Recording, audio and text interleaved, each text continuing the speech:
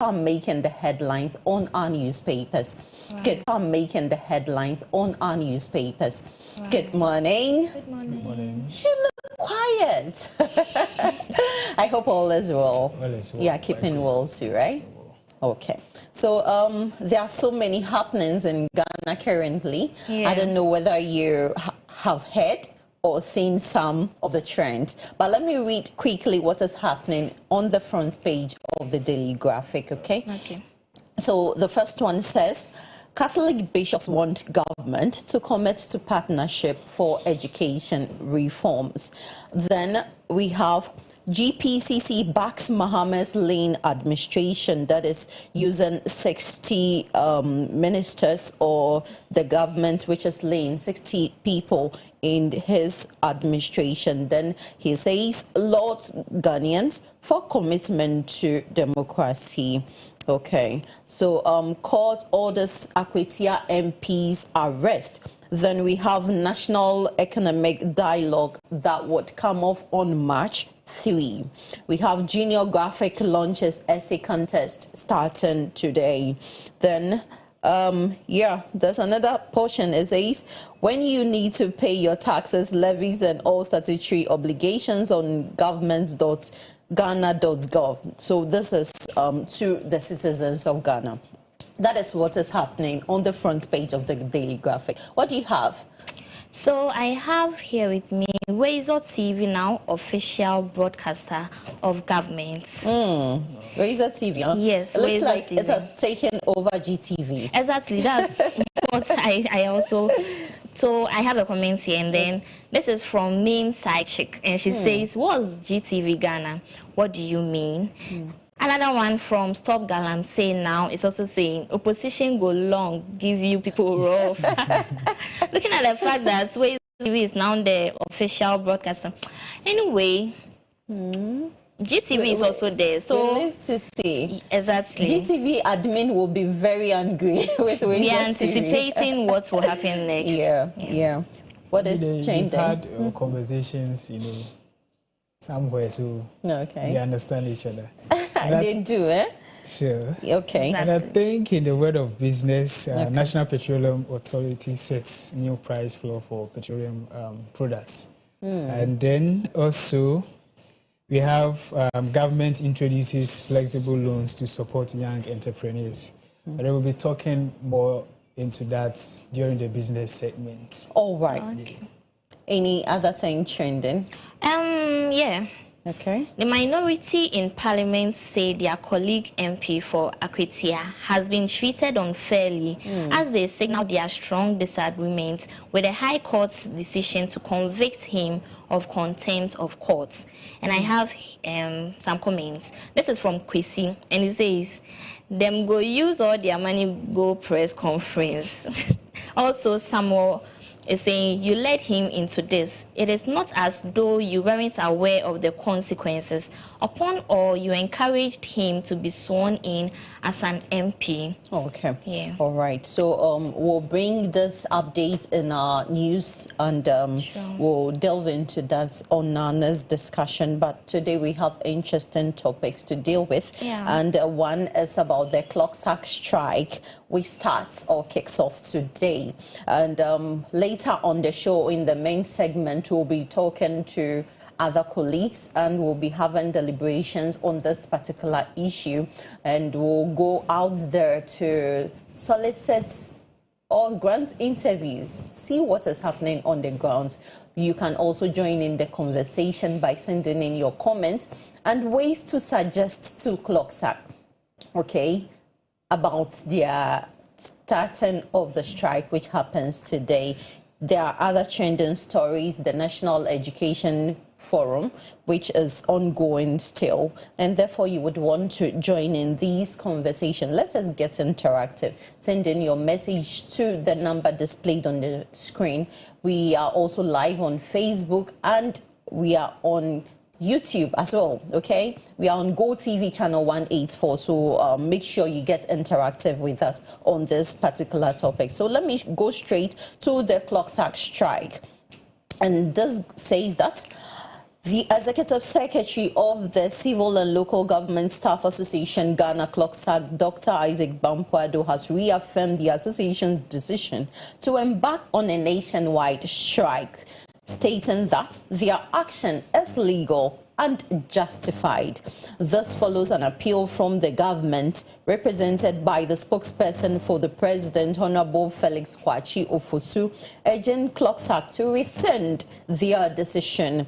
The strike is in protest against the continued tenure of Mr. Samuel Adombotre as Registrar of the Births and Deaths Registry. The strike is in protest against the continued tenure of Mr. Samuel Adombotre, as I said, as the Registrar for Births and Deaths Registry. So, guys, CLOG has started the strike action today, and it's saying it's been backed by law to do this because they've been to the law court and they've been given the neutrality principle that if you are a CLOG member, you don't have to be colored or associated to any party. But here's the case that we see Mr. Samuel Adombotre, the Registrar of the Births and Deaths, as part of the NDC.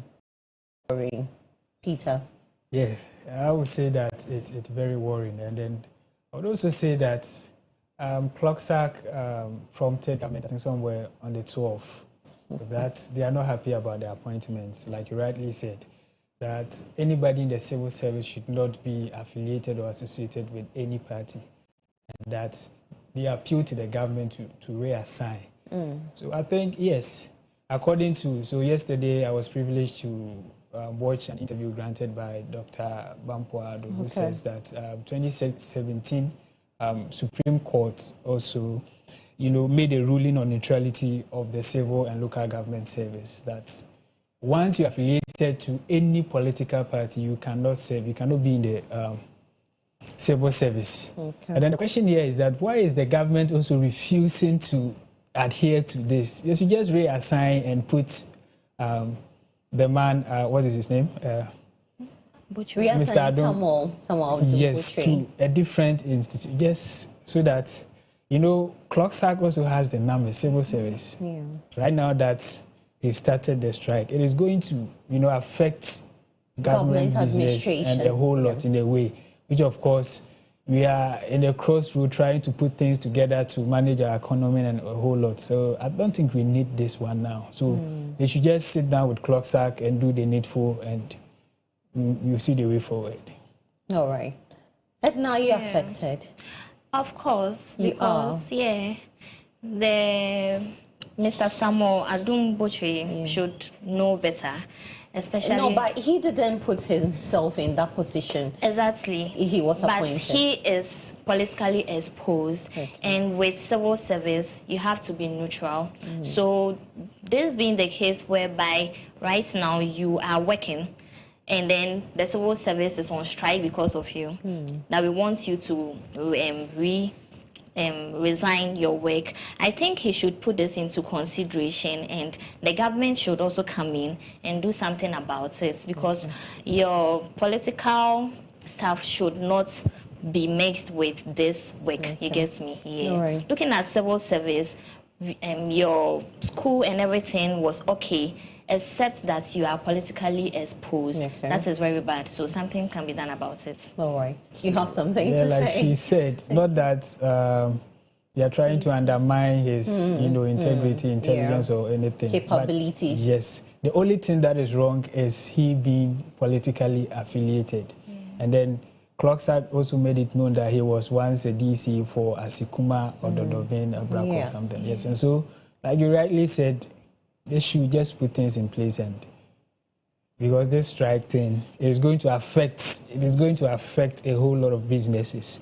Let me even bring it down practically. So here in the ministries, just take a look at those food vendors around, because CLOG is on strike. It is going to affect their business. Exactly. Yes, and so it is going to a long way to affect the economy and a whole lot. So I think government immediately should meet with CLOG and do the needful. Yeah. Okay. So we'll bring updates to our viewers later on the show on the main segment. There are some videos to back this from the spokesperson of the president, and we also have video from Dr. Isaac Bampoado, okay? So we'll bring you all these videos during the main segment, but before then, you can share your ideas, share your views on this particular matter. Let's move on to our second story, okay? So the Savannah Regional Minister, Salisu B. Awurebe, has expressed significant concerns regarding the possible spillover of the ongoing Boko conflict into his region. His worries have intensified following recent security incidents in Wali, which are believed to be connected to the Boko crisis, raising alarms that instability may spread beyond its current focal point. In remarks to journalists after a high-level stakeholder meeting, the minister stressed the need for immediate action to address the security situation and prevent any escalation in the Savannah region. So this is the Boko conflict, and the minister is worried that it can escalate to the Savannah region as well. Sure. I think this thing has been dealt with some time back. When President Mahama came into power, he met with the chiefs, so this particular issue will be resolved, but it looks like it's still persistent, and therefore people are even fearing that it may spread across or spill over to other regions as well. Your take? Yeah, so I think I side with the regional minister, because I think from the Savannah region, they are all in the northern part. But from that place to Boko is just 75 miles away. So it's very close. And like you rightly said, this started a long time ago, I think the colonial era. Yes. And so he is there and he knows what is going on. He has been seeing whatever thing that is going on. And so if he has come out to say that they need immediate attention, then I think it is in the right direction. And then also, on the 14th of February, whilst we were having fun, enjoying vows, the defense minister, yes, the defense minister, at Honorable Muntaka and Omanibuama went to Otumfuo Osetu to the second to talk to him about this same issue, this Boko conflict, to find ways to, resolve the conflict. And so I think it is in the right direction. So as the regional minister has called for immediate action, they should put measures in place to help, reduce the conflict, because what is transpiring there is very abhorrent, very bad, killing people, and this has continued for a very long time. Exactly. It's high time we put measures in place to resolve the issue, because it can't continue like this. It can't continue like this. And a way I want to also link it to our colonial masters. I want to link it to our colonial masters. People have not looked into that aspect. Okay. But I think, looking at the indirect rule, so they were there and they were ruling, Gold Coast at that time. Yeah. And so I feel that they gave powers to some, clans, some group of people. They made them superior over the others. And then the fact that when they came, Gold Coast at that time, we are told by history, like those of us who read a little bit history, that, before the Europeans arrived in Ghana, we were one people. Sorry, Gold Coast at that time, we were one people, and we didn't know that this is for this and this is for that. But when they came, because they wanted to rule or control Gold Coast so very well, they decided to bring what we call division. That, this place is for these people and this place is for these people. And I think that is what has led to this conflict. And now the Mamprusi and the Kosasi, they are saying, this place is for me, this place is for me. Now we don't know the rightful owner of. So it's very disturbing. So I think I am linking it to that colonial era. And I think because of time, I would have, dived much into it right from history till now. But I just want to leave it here and there. So 5 days ago, they said 4 children were killed due to this conflict. So we see the intensity and the passion at which the minister is talking. If we don't curb it within the region, it may end up being something else. If you don't take care, it will come down to the south. So we should help ourselves. I think you have something to say. I mean, what Peter rightfully said, that this situation has been going on since our colonial times. And I think that by now we should have put some measures in place to curb this. So I hope the Otumfuo Osei Tutu II can do something about this. And also, looking at the situation right now, the security can be advantage points to help curb some misunderstandings or some conflicts in the area, because some children have been involving innocent people. Even if it was just the involving innocent people. Even if it was just the people, the royals, that's fine. But then coming out to other constituencies is so bad. So something can be done about it. Exactly. Like you rightly said, it was part of John Mohammed's initiative to try as much as possible to end that conflict. And I think involving the Otumfuo also, you know, the way comes with involving traditions, because they've used all possible means, using military, doing what, defense. So involving the Otumfuo, I think they want to add some traditional way of trying to resolve it. So I think we are hopeful. Let's hope and pray that they will end that conflict, because it's very worrying. You know, most of our foodstuffs comes from the north. And if there is no peace there, how can they work and support our economy? Food security. It's very bad. It's very, very bad. And so we are praying and we are hoping, we are begging. We are begging. Try as much as possible to make peace. Just make peace for us. I don't know. It's anytime I hear this thing, I feel so bad. What at all? What at all are we looking for? What at all? Killing innocent people. It's very bad. So we are begging. We are begging. All right, I see you're passionate about that. This is worrying and a national issue. I hope our authorities are hearing. They are listening to what is happening and the cry of the Savannah Regional Minister. And we pray something is done to curb this particular issue. All right, so that's it for our online print review. We have our discussion on the clock sack strike in the main segment. Up next is the lifestyle segment. Please do stay and enjoy.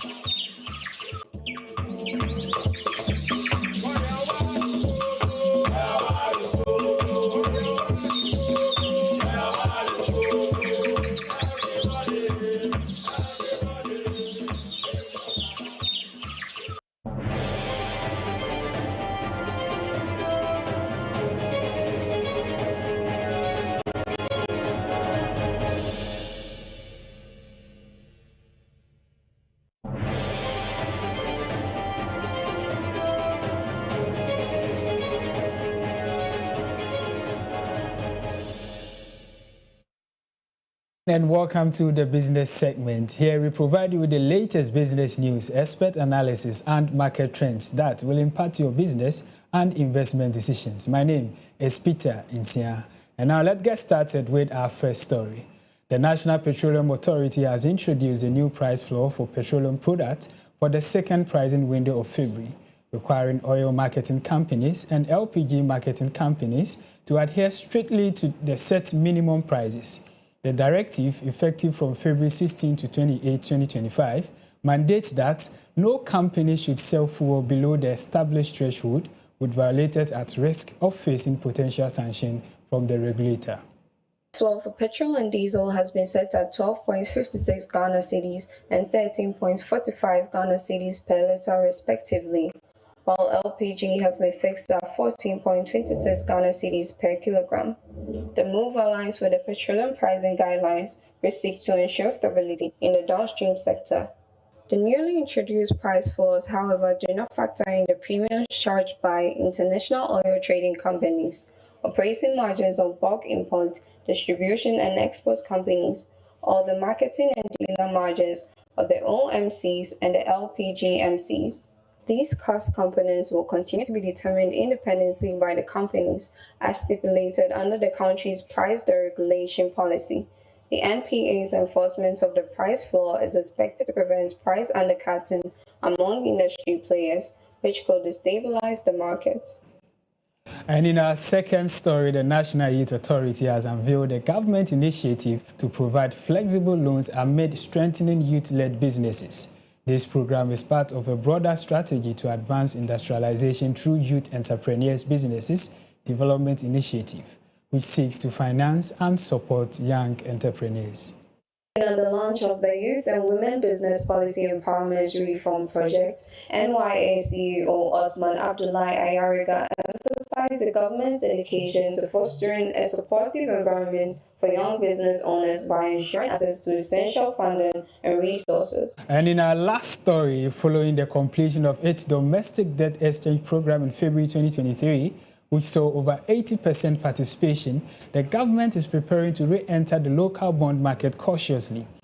According to the third review of Ghana's IMF program in December 2024, bond issuance were initially planned for the second quarter of 2025. However, with the new administration now in place, the timeline remains uncertain. As part of its strategy, the government intends to issue a 2-year bond while also unveiling a revised medium-term debt management strategy and an annual borrowing plan. This initiative aims to restore investor confidence by demonstrating a prudent and transparent approach to debt management. And that's all we have for you on the business segment. My name is Peter Insia. Up next is the online segment. Up next is the lifestyle segment with Edna Yabuabuatin. Stay tuned.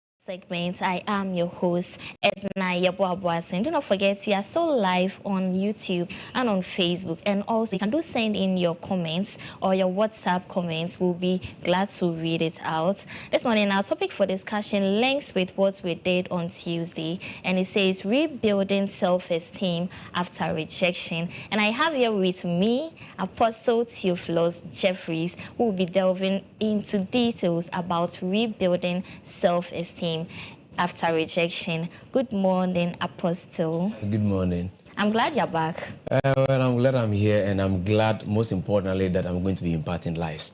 Exactly. When I have the chance to impart lives, to change lives, I'm excited. So any opportunity to better human beings, I jump in. Our viewers really loved your discussion on Tuesday. Wow. So this morning will be better. Well, more fire. More fire, more grace, more wisdom, more unction. Exactly. Like how you are looking anointed today. Amen. Thank you so much for the compliment. Thank you. You're welcome. You're right. welcome. So our topic is rebuilding self-esteem and rejection. Yeah. But before I start, rejection. What is rejection? Okay, so usually I'm a very unconventional counselor. Okay. I don't usually go through the usual definition that people would have. So somebody may want to use either dictionary or all those definitions to define rejection. But I have a way of defining these things that people can relate with usually. Okay. So number one, I call rejection as an emotional cancer. Okay. Because in psychology, rejection, chronic rejection, is part of emotional abuse. Most people don't know that rejection is actually emotional abuse, because the effect of rejection is chaotic. It just happens like people who experience what we call abandonment trauma. You know, there are three kinds of trauma that actually depletes an individual's emotional energy. We call one abandonment trauma. Okay. We call another one betrayal trauma. Okay. And then the third one called rejection trauma. Okay. When you've experienced consistent rejection, you've experienced consistent abandonment or a very chronic betrayal. These are emotional toxics that depletes an individual emotional state. Wow. So I actually refer to rejection as an emotional cancer. Just like how any other cancer, how severe cancer is. Yeah. That's why I hardly reject people. I hardly say no to people. Okay. And even if I'm saying no, I'm careful on how I say the no, because I know the effect the effect of saying no, because no is rejection. Yeah. So my definition of rejection is emotional cancer. It's a societal demon that we must fight together collectively to conquer. Apart from that, I don't think we're going to make any headway. Right. Yeah. So since we've talked about rejection, it is wise for us to say something little about self-esteem. Yes. After someone says no, how should you rebuild your self-esteem? You see, let me say this, that probably in life, you are going to receive more no than yes. Really? Oh, yeah. You're going to send an application for a job. You get more turned down. So we should anticipate for more yes. no's. So that's the first conditioning, that we must condition people that in life you will receive more no.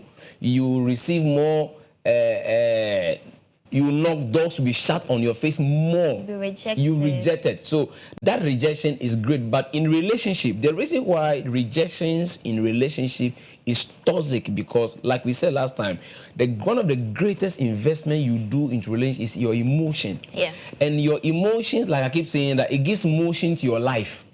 So somebody who gets up with a weak emotion will be weak today. People are going to work today very, very discouraged because the emotion is bad. Something happened, physiological activity that affected their emotion. So once your emotion is down, your energy is down. Once your emotions is down or your emotions are low, your energy is low. So usually rejection affects people's internal energy, internal drive.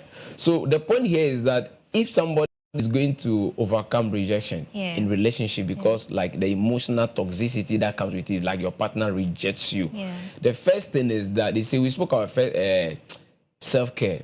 Most people don't love themselves as they love others. Most people don't love. No, a lot of people, I don't know about people, but I have conducted interview. There is a checklist. I can ask you 10 questions to find out whether you really love yourself, because this is a generation that is sick of attention. Yeah. We want validation. See, everybody has ego, and you don't want your ego to be bruised. So a little rejection actually bruises your ego, because inside that, what you call hidden desires. Number one, you want to be accepted. Yeah. Everybody yearn for acceptance. Number two, you want to be appreciated.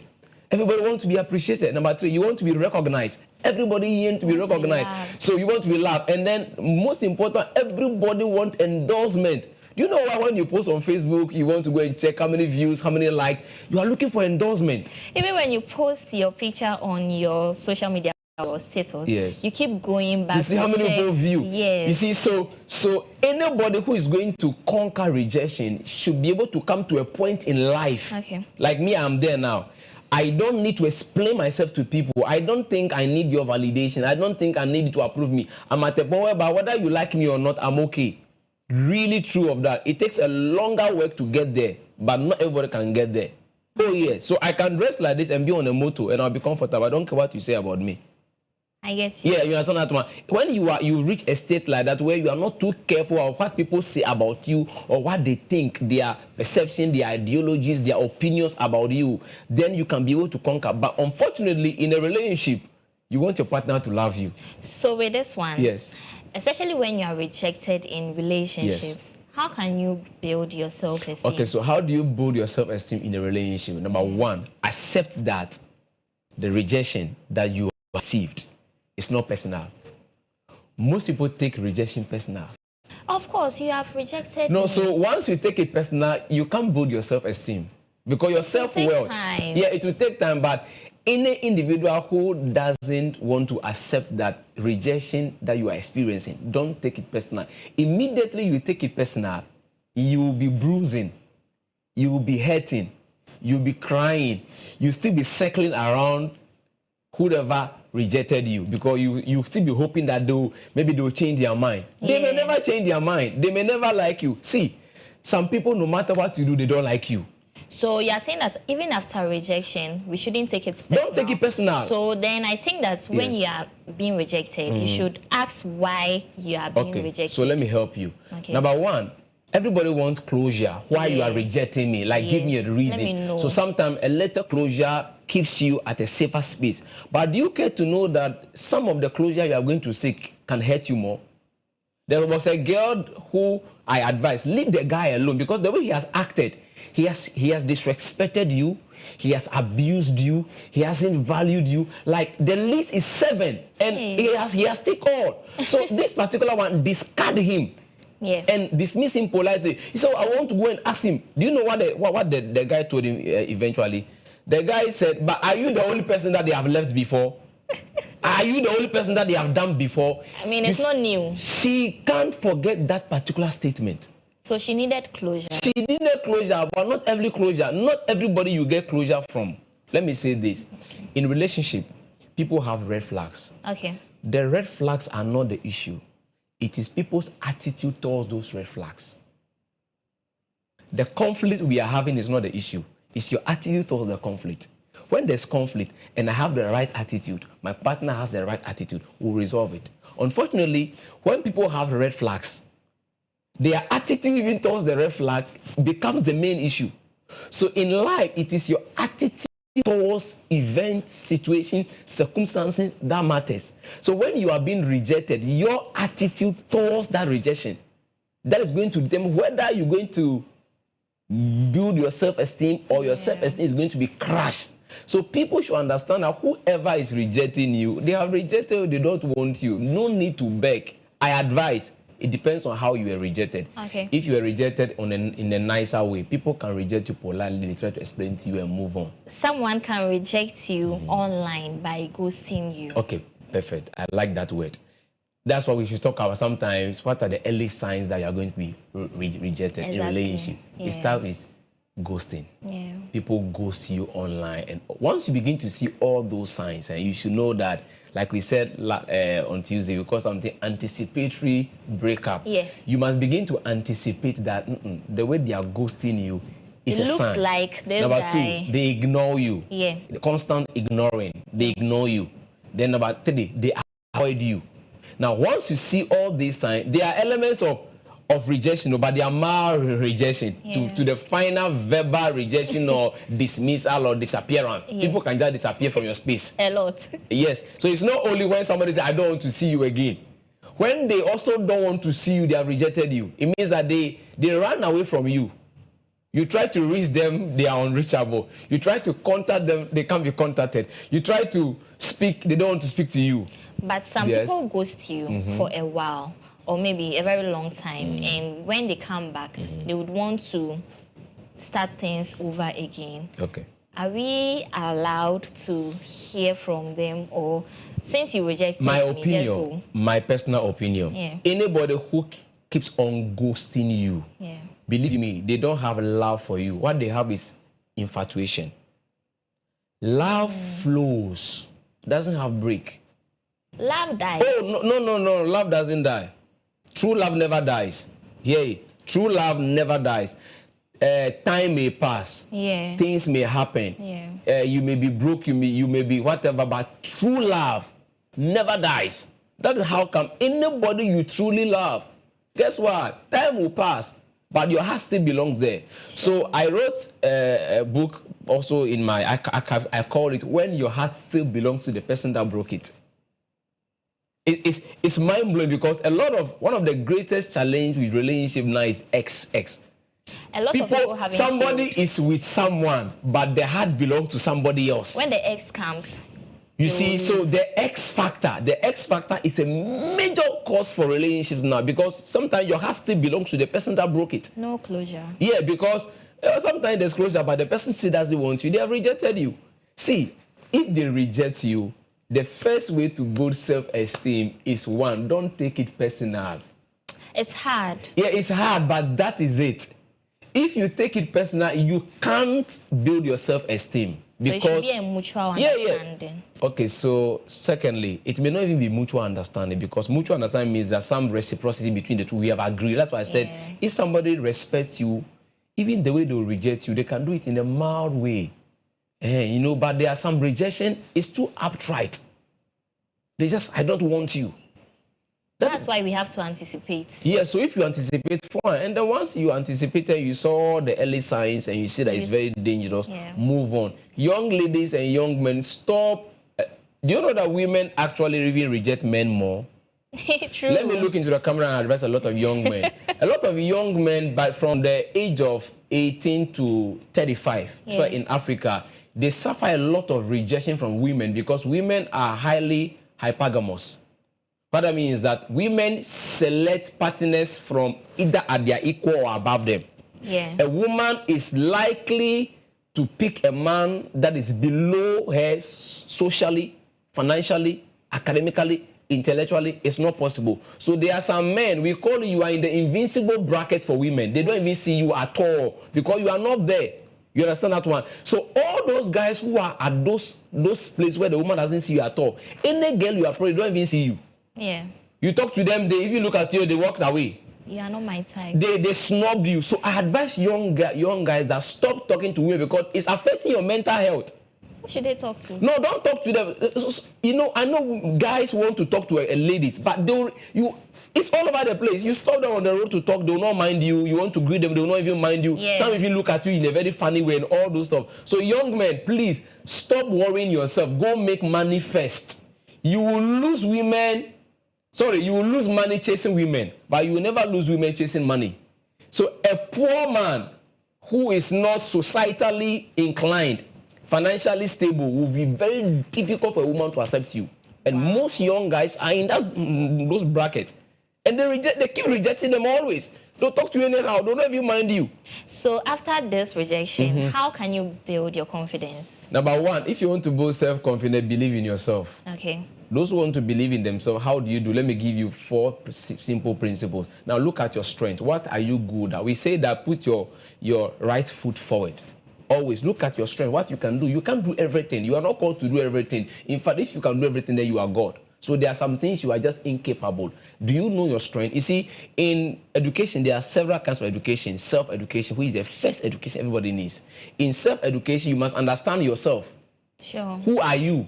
We call a part your hidden self, your known self, your unknown self, your blind self. these are different dimensions of you as a person.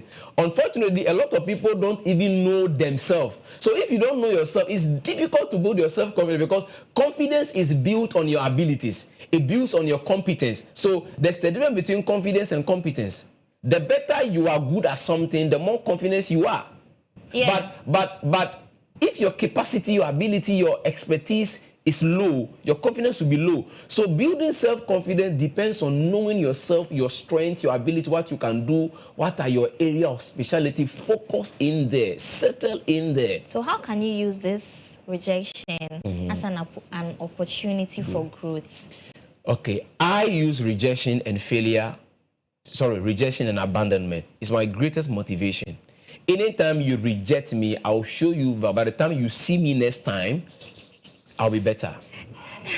Where you left me, you won't meet me back there. Exactly, especially with the ladies. Oh, you see, ladies, well, I don't want to speak for ladies, because when they come to rejection, ladies reject guys a lot, but it's fine. Ladies, it's okay. You know, in success class, we say that the greatest revenge in life is success. Okay. So the breakup is not what broke you. It is your attitude towards the breakup. When the guy sees you 2 years, he should regret leaving you. When the lady sees you after 1 year, she should regret leaving you. So go off social media, hide yourself 6 months. By the time you are resurfacing, you are bigger, you are better. So take that approach as a learning process. Take that approach as a way of rebuilding. Yeah. Reflecting, because you see, rejection can bring resentment. I use the rejection alphabet. R, resentment, can create resentment. E, it can create emptiness. You understand that? J, it gives you a lot of judgment around. I can go into all those stuff. So individuals should be able to understand that rejection is a very bad thing. Don't take it lightly. Anytime you are rejected, it affects your mood. Do you notice that? Any kind of rejection, it affects your mood. It brings your energy down. We emotional bruise. Deal with it. It's like something cut you small. You ignored it. So are you trying to say that we shouldn't expect so much because we may be rejected? Okay, beautiful. Expectation becomes the mother of all frustrations. Once you don't expect from people, they don't give you, you don't get disappointed. So people should manage expectation. People's inability to manage expectation in relationship is one of the... This is relationship. I accepted you for a reason. Okay. So why shouldn't I expect more from you? Your partner has limits. Yeah. They can change. Yes, they are humans. Once their value change, their preposition change, their dealings will change. That's why people keep changing partners. Because maybe you are here now, your values per who you want to date. Who knows after 2 years, your values will change. And once your value change, the guy you are with doesn't match up with your value. You won't keep yourself there, because everybody will choose themselves first before people. Nobody will choose you first. They will choose themselves first. Everyone's interest is at stake. So in a relationship, the first law is that you must always choose your own interest first. Prioritize your own health first. Prioritize your own mental health first. If you don't do that, you may be taken by surprise. I don't know if I've answered your question. You have really answered my question, but relationship deals with two people. Yes. So if you are always caring about yourself first, what about your other partner? So I said care for yourself first. Like watch out for yourself. Do you understand? Because I said also on Tuesday that usually once people get into relationship, their focus is how to please your partner. Even the Bible says that once you get married, you are careful about how you want to please your partner and all those stuff. Yeah. So in process of doing that, you can forget yourself. But when people have to choose between you and them, they will always choose themselves. True. Have you seen divorce cases? Yes. Have you seen issues, how people just walked away? Like have somebody walked away from you before? Somebody that you meant the world to, somebody wrote your message, oh, to everybody you may be a person, but to me you are my world. If someone like me, that, I will die. And sadly, a time came that this person doesn't. Do you understand that one? So my advice, because I have seen cases, people traumatized. You can't trust people. And sometimes people also don't know themselves. People don't know what they want. So today, I want you, Edna, but tomorrow is not really what I wanted. And they need to change. And they will change. And we can't blame them. You can't blame them. They will change. They will move on. When people want to move on, allow them to move on. It's all about acceptance. Okay, so acceptance. Rejection is part of life in relationship. But you see, one of the mentally draining aspect of rejection relationship is when your efforts are rejected. Especially those who are married, married couples. When you reject each other. Sometimes there are some women, maybe after giving birth, she has added up on a little weight. Then you see a lot of men, they resentment is rejection. Oh. When the person's presence irritates you, the person walk back, hey, you don't even want to, you just snub the person. There are people in marriage now, they are having greater rejection by silence. They are with their partners, but the partner doesn't even see them. Maybe they don't want to leave because you may be hurt. Oh, I'm not even talking about they should leave. I'm talking about how people treat people even in marriages, in relationship. There are some wives who even reject their husband for sex. The man wants to touch you. He said no. There are marriages 6 months now. The woman doesn't want the man to touch her. And to the man, sex is food. Because the number one need of the male is sex. Yeah. So when you didn't, that's why they say, mothers, you don't punish your children with food. In the same way, you don't punish your husband with sex. But do you know that it's part of the rejection? A lot of men feel rejected in relationship because in their marriage, the woman doesn't want them to, oh, don't touch, today I'm tired, tomorrow I'm this, you tired. As if, well, there could be some factor, maybe bath well or maybe bad mouth odor or some other stuff, but those are not the main other issue. There are some factors, but I'm talking about rejection in marriage. This is one of them, and it's killing homes and marriages. So women should sit up. If you are listening to me, you have rejected your husband for about 6 months now. Tonight, let's go to Jerusalem. Hallelujah. So, with everything that you said, yes, in dating relationship or romance relationship, after being rejected, can you still friend zone the person, or we should just take the person out of our life, our sight, our head, everything? Okay, you can't talk to anyone who doesn't feel your pain. I've understood that you have rejected me. So just be around, no intimacy, no romance. No, but why would you want to be around someone who has rejected you? Rejection is a stronger word, though. Human being, we are built for community. That's why social media is actually distance media. Okay. It's not even bridging us together. Social media has actually even come to divide us more because human beings, we are relational beings. You want to relate. You know, when you watch a movie together with your friend and you smile, you are more happier than when you are watching a movie on your phone, you are smiling. Yeah. The smile and the happiness you generate watching a movie or watching TikTok is synthetic, it's not original, it's not natural.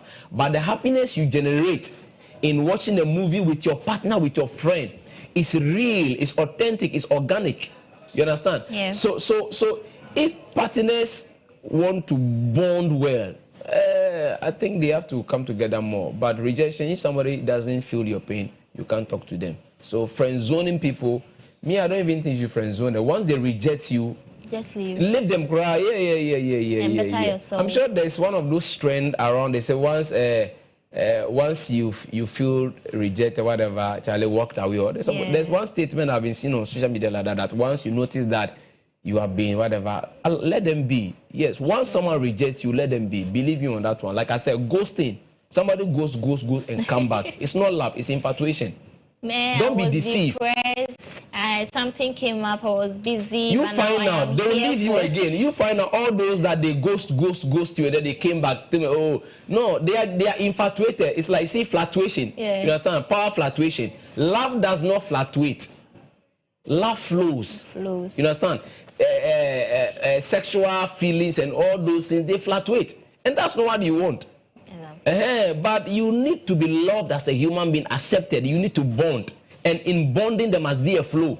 Else, there's going to be a short circuit in your life, and then in your life. Today, there are no more. When people are emotionally absent in your life, do you know how that feels?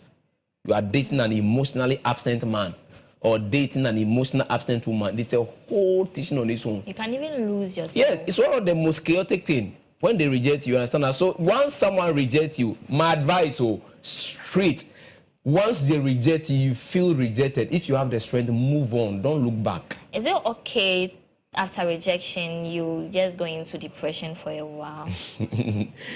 Well, you don't need to. You don't need to go to depression if the rejection came from a very rude person, especially people who are suffering from borderline personality disorders, who are narcissists. Yeah, narcissists. You understand that if these people have these issues, their rejection can be insane. They do it in a way that can drive you mad. They do it in a way and treat you as if you are not a human being. You don't even deserve to be loved. You don't even deserve to be with. You don't even deserve to a second chance. Such people, they can traumatize you. So I advise that it depends on what kind of rejection you have received. You need therapy. Therapy is a very important, and there are two types of therapy for those who are suffering from this rejection that is traumatic. We call it one, hug therapy. Hug. You just hug. You need somebody that have you at heart. Okay. That you are okay with the person. Okay. For the next 21 days, find this person and always hug this person.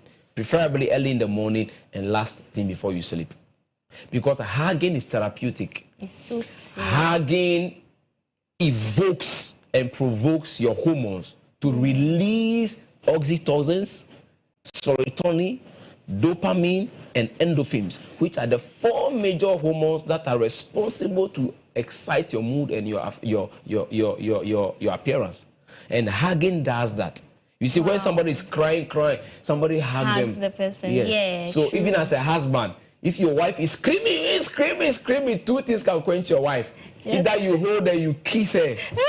Yeah, you hold the mouth that she's using to scream. To shut her You up. shut her up. Or you hug her. When you hug her, she'll still be doing like this, but just hold her. Hold her tight. Small time, they say that she just break into your arm.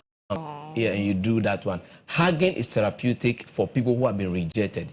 It makes you feel, as me, I'm an apostle. Sometimes when I'm ministering to people, you lay hands. I feel this person needs acceptance. We hug. So one of the things I do more often, mostly, is to hug people, because I realize that our time now, we are suffering rejection. People don't accept you. You feel like you are a failure. You are this. So hugging is good. So when people come to work, please hug each other. Show some love. After this, I'll hug someone. Hug people. Yes, hug people. Number two therapy is called conversational therapy. Okay. Find somebody you can just talk to. Just talk. Somebody you can just talk to. Not anything particular. Just talk. Some people, all they need is conversation. And the person needs to be ready to listen. Yeah. Listen, just talk. Just talk. Because you need to clear your head. Because once you are rejected, you have to call emotional smoke. And you'll be stuck inside your brain. How does that happen? You'll be analyzing, postulating, conjecturing what happened. What did I do wrong? Or am I not good enough? Am I this? Am I that? So it will come into self-condemnation and self-pity. And you don't want to go into self-pity, because immediately you are moving into self-pity, you are going to depression. And you're going to go into a set of hopelessness that can kill. So find someone. So please, if somebody is depressed or somebody is rejected, they want to talk to you, please listen to them. Offer your ears, like listen to people. These two actually really help people who are suffering from acute rejection. Most of you who have been rejected and you are still not healed, practice these two. You see that you'll be healed. Hug and converse. Yes, and just chat, not on anything special. Just just talk. Yeah, just talk. Somebody you can talk to always. You can talk to. You can just talk to. Yeah, that's why men suffers a lot from mental health, because men don't talk. They are very silent. Yes, but women, you talk. She will talk to somebody immediately, but the man is quiet. Okay, I have with me a comment, and it says, "Good morning, Edna. Good segment. Thumbs up. Thank you. I have a friend who did something and her boyfriend left her. She then went to date other guys and realized that there is no other guy who can treat her better than the previous one. Now she has been forcing the guy to come back, but the guy doesn't want to come back. She has been disturbing this guy. Now I don't know what to tell her, because whatever I say, it goes through one ear and comes out of the other. Please help her. I hope she is watching Cocoa Digest." Apostle, you just said we should have self-esteem and be confident, but it looks like she hasn't gotten a perfect match since the ex left her. Yeah. You see, such cases, people who are brought out from homes that, even from your home, you were rejected. No love. There's no love at home. Yeah. I don't know how many of us can even say when you're growing up, your parents used to hug you, used to pet you. In Africa, we don't do that. And I'm beginning to think that a lot of people in relationship, even when they harm them, they feel it is love. Okay. So they don't go. Because they are responding to trauma. Yes. That is their response to trauma, because we've been traumatized. You see, post-traumatic disorders are in several forms. So, yeah, several forms, from your upbringing, how your parents treat, how you saw your mom treat your dad, you saw your dad treat your mom, how your siblings treat you, how they handle you, and all this. So many relationships today are unhealthy because the people in the relationship, we don't want to talk about mental issues, but mental health is a major case in Africa. Because mental health conditions are any condition that affect your ability to think, to feel, and then to act properly. And many people are having most of these mental health issues. So in a relationship, you will not. Believe you me, anybody well brought up from a good home, self-confidence, loved, you reject them, they just moved on. They don't really take it personal. Yeah, they don't even give you all the attention. Yeah. But you are coming from a home where you've not been loved, you've not experienced all love, affection, all those stuff, and you meet a guy that expressed interest in you at the first start. Everything, you feel that's your world. If he leaves you, you die. That's what they feel, that if you leave me, I will die. But they have never died. In as much as we feel rejected at home, our friends can also reject us. And I feel at this point it should be normal, because even in your house, you are being rejected. Yeah. But I have another comment. Yes. This is quite interesting. Okay. I'm Bismarck Ofori from East Legon Hills. My girl rejected me, but now she is disturbing me with all sorts of provisions and other things. Should I forget about her, or should stay calm for her like that? Okay, so here's my answer. There's always a motive behind every behavior. Yeah. So all guys, you go and propose to a girl and she said no to you outright. No, I don't want you. I'm not ready. Blah blah blah blah blah. After a month or 2 or 3 or a year, then she returns. Before you take her back, you need to diagnose and find the reason why she said the no. Until you find the reason behind it, don't. Okay. Number 2, why is she having a change of mind? Okay. These questions must be answered. If you can't answer these questions, you can be trapped. Yes, you can be trapped. You can, because there's always a motive behind any behavior that people put up. So you must first find out why you were rejected, especially when the rejection was too direct. Yeah. Yeah, it was too direct, it was too obvious. I'm sure she just said no. You beg, you try, everything, and then you no. Don't. I even advise guys that even if a girl is crashing on you, she comes on you. Charlie, to be loved is a very important thing. So when somebody loved you, don't throw away the love like that. Exactly. You know, at least be nice, be considerate, tone them down. Don't just throw it away like that, because you may never know. You may never know, because you also, you may be deceived that this is what I wanted. Yeah. But really, this is not what you want. This is actually what you actually wanted. So most people, like I said, they don't know themselves. We don't know ourselves. So I am telling you the truth. Most people don't know what they want, especially women. As a typical young lady, what kind of a man are you looking for? The things they measure for you is outrageous. I think those men have not yet been produced by God. Yeah. So what really people want, they don't even know it. They keep changing. So in your approach to say no, be careful in how you say the no. So now how should we say no? Oh, how do you say? Number 1, don't be vindictive. Don't be vindictive. Okay. Number 2, don't be abusive. Don't be abusive. Say the no, but some people, they are so abusive. Verbally. You don't need to do that, because one of the things I find difficult to do is to ask for help.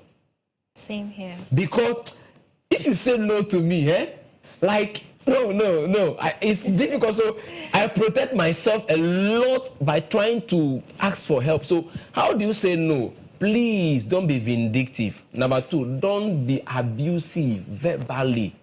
People should learn it, because you may never know what you are rejecting. Exactly. You may never know what you are rejecting. That may be the thing for you, because maybe around this time now, you are not too sure. So say the no in a polite manner. Way. Number 2, in a respectful manner. Number 3, understand that the person you are rejecting is not lesser than you. See, time changes, so and tables turn. You can't even take care of yes, me. Yes. Time changes. Time changes. And most of the time, can I say this? Yes. A lot of young ladies, why they reject a lot of young guys? Because they are not financially sound and stable. True. You can't take care of me. Yes, you can't take care. No, if your own father can't take care of you, is he a man that should be able to come to take care of you? We won't accept this. No, because a lot of young guys, listen, a lot of young guys, as they start playing the role of a father too early in the life of a girl, and then they are going broke. You're not your husband. That shows that you can also take care of me when you marry me. But who says that relationship should take care of a girl? You are not giving her feeding money morning, afternoon, evening. And now you are forcing me to say that a lot of beautiful girls these days are lazy.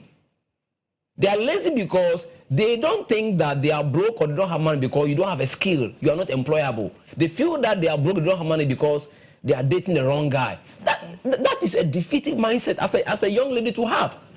You are broke and you don't have money because you don't have a skill. Number 2, you are not earning money. Not because you are dating a broke man. This mentality, if it doesn't change, they will go into marriage and you are marrying a man because of money. But who marry because of money? Marry because of purpose. You, the woman, you are a helper. Not even love. No. Oh. Ask those who are divorcing. They still love each other, but they divorce. Oh, really? You go and find out. They love, but they will divorce. Because love, although it's the foundation for marriage and relationship, it's not the ultimate. Love alone is not enough. If you follow only love, find out. They still love each other. They still talk X and everything. I say X factor. People broke up with their ex. He still love the guy, but you can't marry him because there are some factors involved. So love is not the only thing. If love is the only thing you are going into the marriage, it's not sustainable. I see. I have this comment with me, and this is from Elvis. He says, if your partner sends you a message indicating she wants to break up, should you respond to her message or ignore and move on? All right, so it depends on who is saying the message. If it's a woman, do you know that a lot of ladies actually, you watch their action more than their words? Yeah. You just need to watch a girl's status to know whether she's having issues in a relationship. So some ladies are immature. Yeah. You understand that one? So they're not mature mentally. So to handle a lot of stress. So they quickly respond like anger. Oh, we'll break up. Some people have broken up with them like 20 times already, but they are still there because they don't mean it. You understand? It's just to get your attention. People say things to draw your attention, to get you into them, like say something to get you provoked or something so that you show that yes, I love you. You understand. But by whoever asked that question, if this girl, if it's a girl or a lady and she keeps on sending it to you always, the next one she sent it to you, say, all right, thank you very much, we are done. And see her respond. Then and you see her respond because I'll leave you. Sometimes open the door and say, please, the door is open. Go. Yeah, sometimes. Yeah, so you should first find out if what she's saying, she's saying it to get your attention. And as a man, you must be matured enough to read the sign that, oh no, she just mad. She needs your attention. And when a woman is attention starved, I'm using the word carefully, if a woman is attention starved in a relationship, she becomes dramatic towards the man. There's nothing you do as a man that makes meaning to him. So don't starve your woman of attention. Charlie, men, it's what they eat on. They live on attention. They want attention everywhere. They walk into the room, they must be noticed. Attention. But once a woman is starved of attention, they employ other mediums to get the man's attention. They can do anything. They can even talk to other people. Yeah, destructive. Women can do, I don't want to give examples, things that happen in counseling. The man will say, can you imagine my wife did this to me? Then when I go in careful, I realize that there are 3 things involved. Either the woman is sexually starved. Okay. When the wife is sexually starved, I'm using the word wife, not girlfriend. When the wife is sexually starved, she becomes dramatic at home. She becomes very irritative at home. If a wife is attention starved, anybody the man talks to, the wife sees that person as a competition. Right. She begins to compete with that person as a rival. It can be your car, your boss, your everything. The woman sees that as a rival. So if you don't want your wife to be dramatic and misunderstand you as a man, please make sure that your wife is sexually satisfied. True. And a sexually satisfied woman is emotionally stable. And when the woman is emotionally stable, She'll be smiling all the way and be Your glowing. home will be sweet. Yes, I have this with me, and then the person says, sometimes you love someone but can't express it because you fear rejection. Of course. How do you handle that? This is a tough one. This is for a lot of men. Yes. So let me say this. So there's a small boy in every man. There's a small boy in every man. I'm here. I'm inclusive. So usually, a lot of men have procrastinative thoughts because we are afraid of rejection. We don't want to be rejected. But man, you must master up and just go in. You may never know. It's all. Yeah, you may never know. How do you defeat your fear? Do what you're afraid of. If you're afraid of flying, like some people don't want to be in an aircraft. That's your fear. Yeah. You must get into an aircraft to defeat that fear. So basically, the person should be brave. Yes, whatever you are afraid of, you got to engage it. If you're afraid of public speaking, how do you overcome that?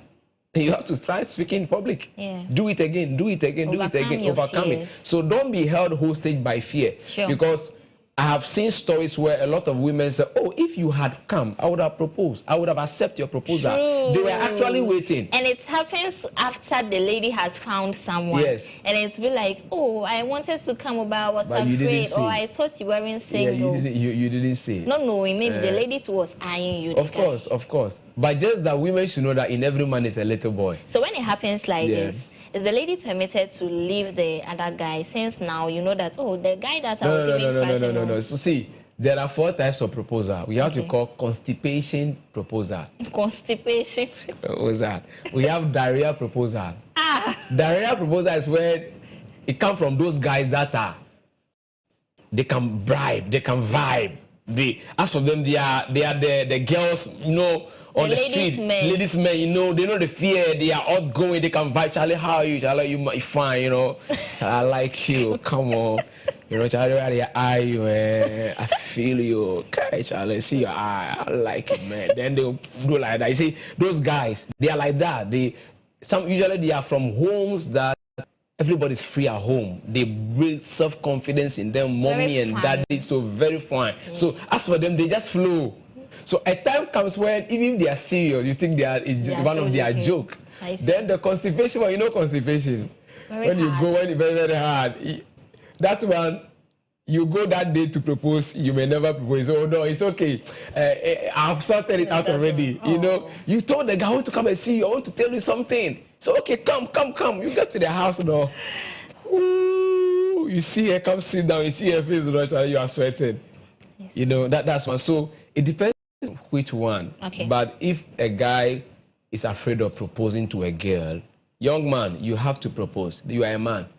You must master the courage. Right. Yeah. So this is from Kwablavi of Pokwase, Benghazi. And he says, the financial loss of... No, I think this is for the main discussion. So this is from, how can you propose to a woman today, tomorrow, asking for loan and chop money? Is this possible? Let me read it again. How can you propose to a woman today, tomorrow she is asking for loan and chop money? Is that possible? Okay, so a lot of young ladies these days have now what they call billing men. Immediately a man says hi to you, no, I'm hungry.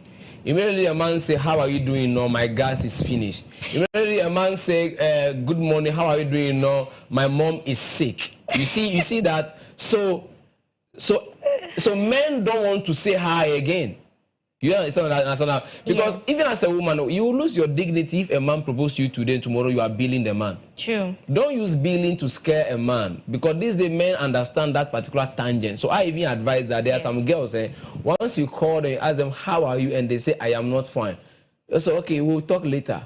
Don't ask what is don't ask what is wrong, because the next one is that they are going to bill you. Since morning I've not. You understand? We are not saying that don't help, but it has become the trend of the day that women just know that as for them, they can easily get things from a lot of guys. Ladies should do better. You know, but it's a system. Yes, it's a system. So, but not all. But all. That's how the system has become, kind of women. So men have understood the thing. You know? So you know the Stingy Men's Association, their motto. What is it? Oh, their motto is, I'll see what I can do about it. True, yeah. Yes, that's their motto. And men keep saying that. Once they tell you, I'll see what I can do about it, we store your number, we just be watching your status. Oh no, don't do that. If you have the means to help, why not? You can just give the person. See, maybe you can give the person the first time, and when it continues, you don't. Well, I beg to differ. As a young lady, a guy proposed to you, you lose your respect if you begin to make demands immediately. You lose your respect. And as a woman, if a man doesn't respect you, he can't love you and he can't value you. You are a treasure to be treasured, not a trophy to be won. So all these that chase me doesn't work. You are a treasure to be discovered. So allow the men to discover you and let them cherish you than trying to be a trophy that they have to win. And if they win you as a trophy, they will cage you. And then they say they have bought you. And they'll maltreat you. So those attitude by Billy man, I need money here and there. Oh no. These days the stereotype of men today is different too. Immediately you begin to ask for money, you know, we will bracket you, put you into that particular. Because other ones are there that won't ask for money. Yes. So they shouldn't do that. Okay. Yeah, they shouldn't do that. This is from AC in Accra, and she says, please, when you try to talk to people, when you get rejected, they end up taking advantage of you. In that case, what do you do? Okay, number one, I keep saying accept rejection because people would have, everybody has preference. Yeah. Some people are just uncultured. They it's just perfectly don't, fine. Yeah, it just don't know how. People also don't know how to say the no. Maybe even at the time the person was saying the no to you, the person was having issues, emotional problem, he's also for some frustration. You can go for some job interview. Maybe the person interviewing you, they also have some issues before you met them. So there are issues, the vicissitudes of life allow people to also go through some trauma. So at the time they were rejecting you, they were also having issues. Sure. So they cannot be polite. They are not even trained personnel to be able to smile to you like receptionists and telephonists who are trained at place to even sound nice when they don't even want to sound nice. So once people reject you, why not? Please move on. Yeah. Once people reject you, accept it and don't take it personal. It's the foundation. Me, if you can't accept, if you are taking rejection personal, I can advise you. Yes, there's nothing I will tell you to do that will work. But once you can't take it personal, then we can move on. Sure. You understand that one? So please, people will say no to you. People will reject you. When they are rejecting you, it's not you. It is their own attitude. However you reject me, it's a reflection of who you are. True. Please do you understand me? I get you. How you rejected me is a reflection of who you are. A nice person will reject you nicely. A mature person will reject you maturely. An immature person will do it in an immature way. An uncultured person will do it in that way. So when I look at how you are rejecting me, it's a reflection of your mental prowess. It's a reflection of your attitude, not about me. Sure. We have a last comment here, and it's from Michael in Dansuman, and it says, if you are a guy and you get rejected, who do you talk to? Since the ladies hug themselves, what do men have to do? A lot of men, like I said, have been rejected. So men, also be careful before you go in. Some of the men too, Charlie, you just go and shoot like that. You didn't study the atmosphere, say whether the atmosphere is set before you go in. You just go in like that. You have to also study the season and see whether actually the girl is ready for you. Yeah. You understand that one? She's ready. She's meant. See, a woman that is mentally starving, in the stress and all those stuff, cannot accept some proposals. So the guy should study whoever you are going to be proposing to, whoever you are going to be talking to, and see if they are okay, if they are ready. Sometimes build rapport. You have not even built rapport, you have not even built friendship, you have not even, there's nothing. If those elements are missing, two things, rapport and friendship, if it's not even there, then you should have a lot of money or something to attract, something to attract the person. Yeah. And by even that one, then it's going to be synthetic, it's not original love. Because if I have to use money, it is based on something. Yes, if I have to use money to win your love or whatever and all those stuff, you should know that it's not the real thing. But people are okay with that. So watch out, build rapport first. If there's rapport, you flow with the person, then build friendship with the person. Before you jump in, don't just see the person, I like you, blah, you shoot your shot. So somebody have done it. Those are isolated cases, and we don't use isolated cases for a general use. Once in a while, you somebody Charlie, I saw her the first, I knew she's my wife or he's my husband. I went straight forward. How many cases like that? 1 in 1,000. So you can't follow that precedent. Yeah, it's real. Yeah. You understand? So please, young men, my advice is that be careful how you approach the women, because your mental health is at stake. The more women reject you, the more they turn you down, the more it affects you mentally. It affects your self-esteem. So a lot of men are not emotionally stable because of You've those. said it all. Yes. But your last words. My last words is that criticism, condemnation, comparison, competition, comparison. When you see this element in your partner, you should know they are going to reject you. Constant criticism, constant complaining, nagging, constant condemnation, constant comparison.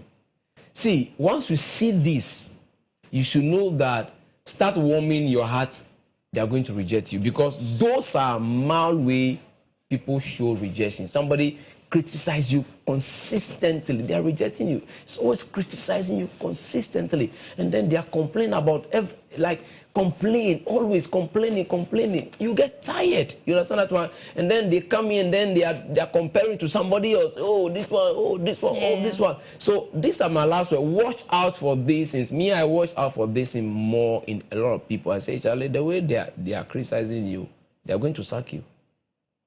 Oh, I can tell you that they are going to sack you from your work, just based on how I see how they handle you. And it happens. And it happens. So watch out for these 4 signs. Competition, criticism. Once we are always being criticized, complaining, condemnation, and then comparison. These are very bad. And you too, stop the criticism, stop the condemnation. Of course. Stop the consistent complaint. Yeah. Because this thing doesn't build anybody. It drains people. It takes away people's energy. Avoid the atmosphere of complaining, rejection, all these things. It will never help you build anything. And if there's one thing I've learned today, you said something like, you are a treasure to be...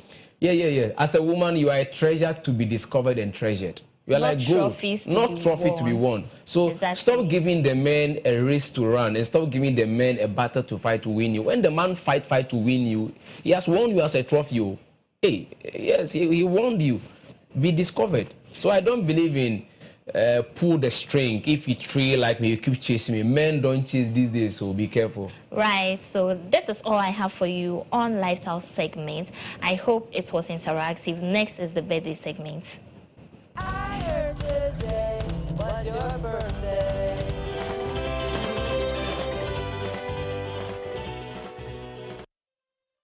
I heard today was your birthday.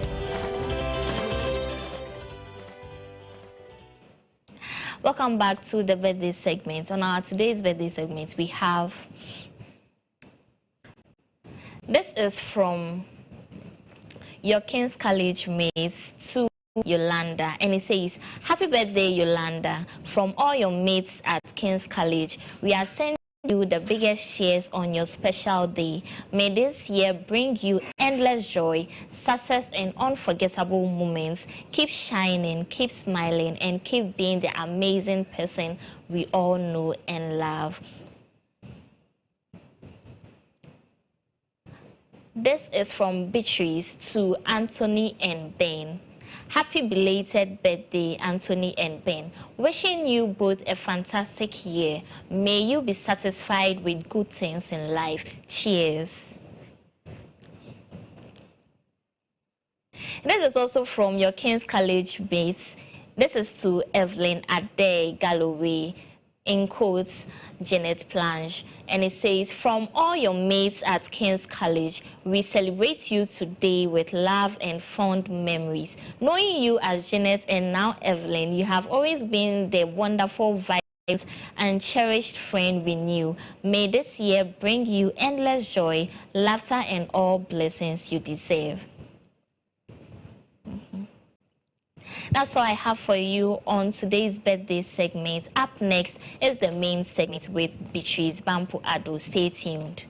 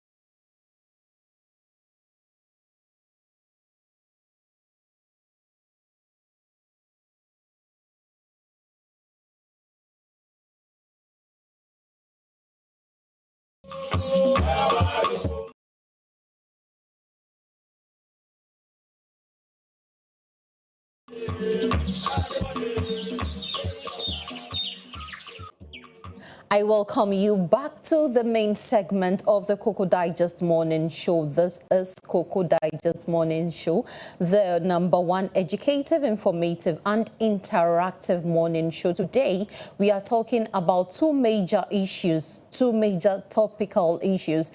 One is the CLOG strike, which is beginning today or has begun today. And the second one is the National Education Dialogue, which started on Tuesday in the Volta region. Okay, so to begin this, I have with me Rindolph of Fifa Owari. And I also have with me Clement Yabankwe, who will be helping me with discussions on these two topical issues. You can also join in the conversations by sending in your comments and your messages. There will be time for phone-in segment. We want to hear your voice on these particular topics. Okay, let's get into the conversation. Hello, guys. Hi. You're welcome. Thank you. How are you doing, men in suit? Well, how are you looking at? Yeah, keeping well, let's very see. Well, very well. Yeah, very well. Yeah, so let's just go straight into our conversations for today. We know CLOG has declared a nationwide strike starting today. And as we can see, from our way to the office, the place looked a bit quiet, but we are still hoping that we have one or two people to talk to as the conversation thrives, okay? So what do you have to make of the strike action, and what is your stance when it comes to this? All right, thank you, and good morning to you and your viewers. In fact, when it comes to strike or labor issues, labor unions are there to guide and help shape our policymakers and also to help the rights of its members to be held very well. So coming to the aspect of CLOG, as we all know, to be Civil and Local Government Staff Association, it is their responsibility to protect the interest of their members and equally help to promote the independence of their members and their organization. And so, for instance, just as they have declared, you can see clearly the point that they made before the CLOG actually issued the first press release and even had a press conference. Yes. And they actually raised certain issues, topical issues, which are very important. That is having someone who is politically exposed, being appointed by the president into a section or a sector that is supposed to be independently mandated by a civil servant. They raised this issue, but unfortunately, the beginning, the president or the government actually responded that for that reason, they actually redrawing the person and reassigning. But then, as time goes on, we realize that the same stance that the government actually took in terms of they telling us that they've redrawn that person, the person is still in the capacity and still working and functioning. This is the law. The law stated clear. The law has given opportunities to the president to appoint a number of people Exactly. for him to work with. Right. He has the right to choose whoever he wants to choose to work with. But then the same law that guides him, that gives him that power, has equally said, this is your jurisdiction. You cannot go beyond this jurisdiction. Do you get it? And so if you have appointed, as part of it, there are some political positions which, for that, nobody will contest the president when he appoints people into those positions. But there are some also law, legal aspects where there are some people or certain positions or institutions that you cannot, certain positions, you cannot appoint a political person there because the civil servants or the civil servants and the local government workers, they grow into those positions. So the implication is this: if this person is maintained under the political influence, that position actually was supposed to be for people who will grow through the ranks. So, for instance, you are appointed, you are given your job, first job after university, you grow through it, through the rank, you serve about 20-something years, and then you rise up to that directorship. So, it's supposed to be, how do I put it? The right word is a merit, a position that you move through by merit. That is through the ranks, and you went there. So, it has no political favor. It is true what you are capable of. Do you get it? But then, when you rise up to a stage, and then one day you've served the system or the republic for many years, and one day you are told, now it is your time to even be the director for A, B, C, D. But then there is someone with a political influence who has to now come and take your position. Do you get it? So that is what CLOG is fighting against.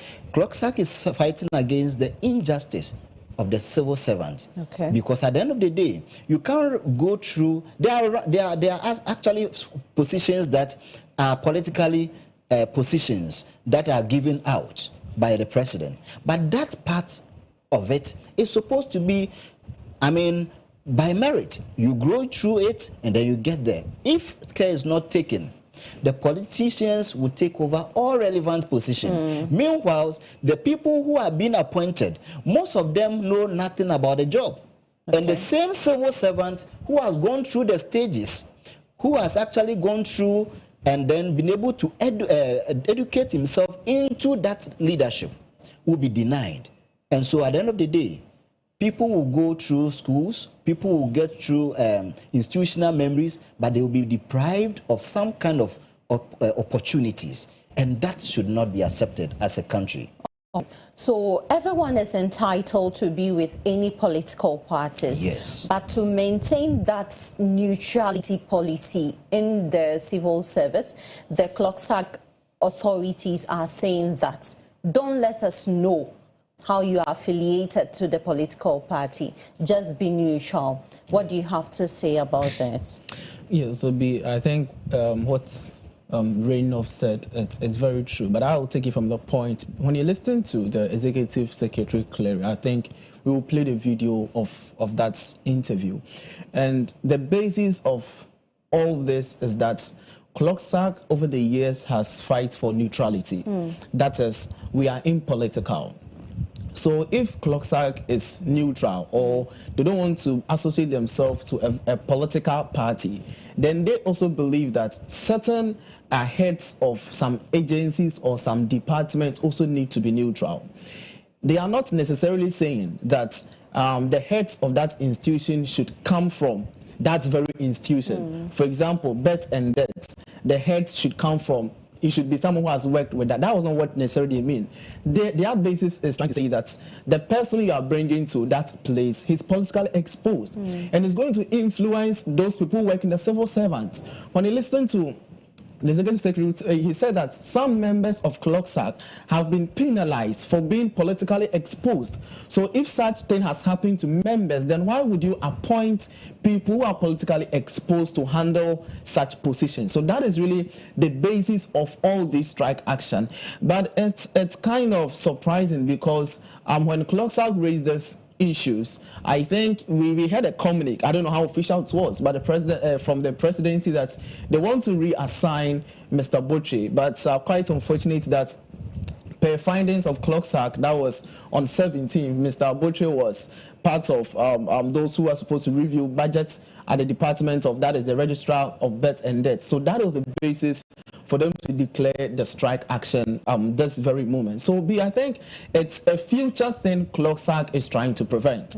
It's not about they fighting against the administration of the president. I think we need to state it. They are not fighting against the administration of the president. Are they not fighting against NDC? But they want to fight against future occurrences, because if they should allow this to happen, then subsequently we are going to see more politically exposed person having hands in the civil servants, which is something CLOG has stand for. So I believe that they are just fighting for the justice. Let the neutrality of the civil servants be there. Don't bring anybody who is not supposed to head that very institution. Basically, that is what they are trying to tell the president. And we know we've had a response from the government, that is the spokesperson, Honorable Felix Ofosu-Kwakye. And as I said, we'll listen to it and we'll talk more about that. That's what I would say. So CLOG is just saying that don't make your political affiliation evident to us. Just be neutral, whatever political party. We know we are humans. By one way or the other, we'll find ourselves loving a political party, but don't make it evident to CLOG. All right, so watch a video of Felix Ofosu-Kwakye, who is the communications person for the president, and we'll watch that.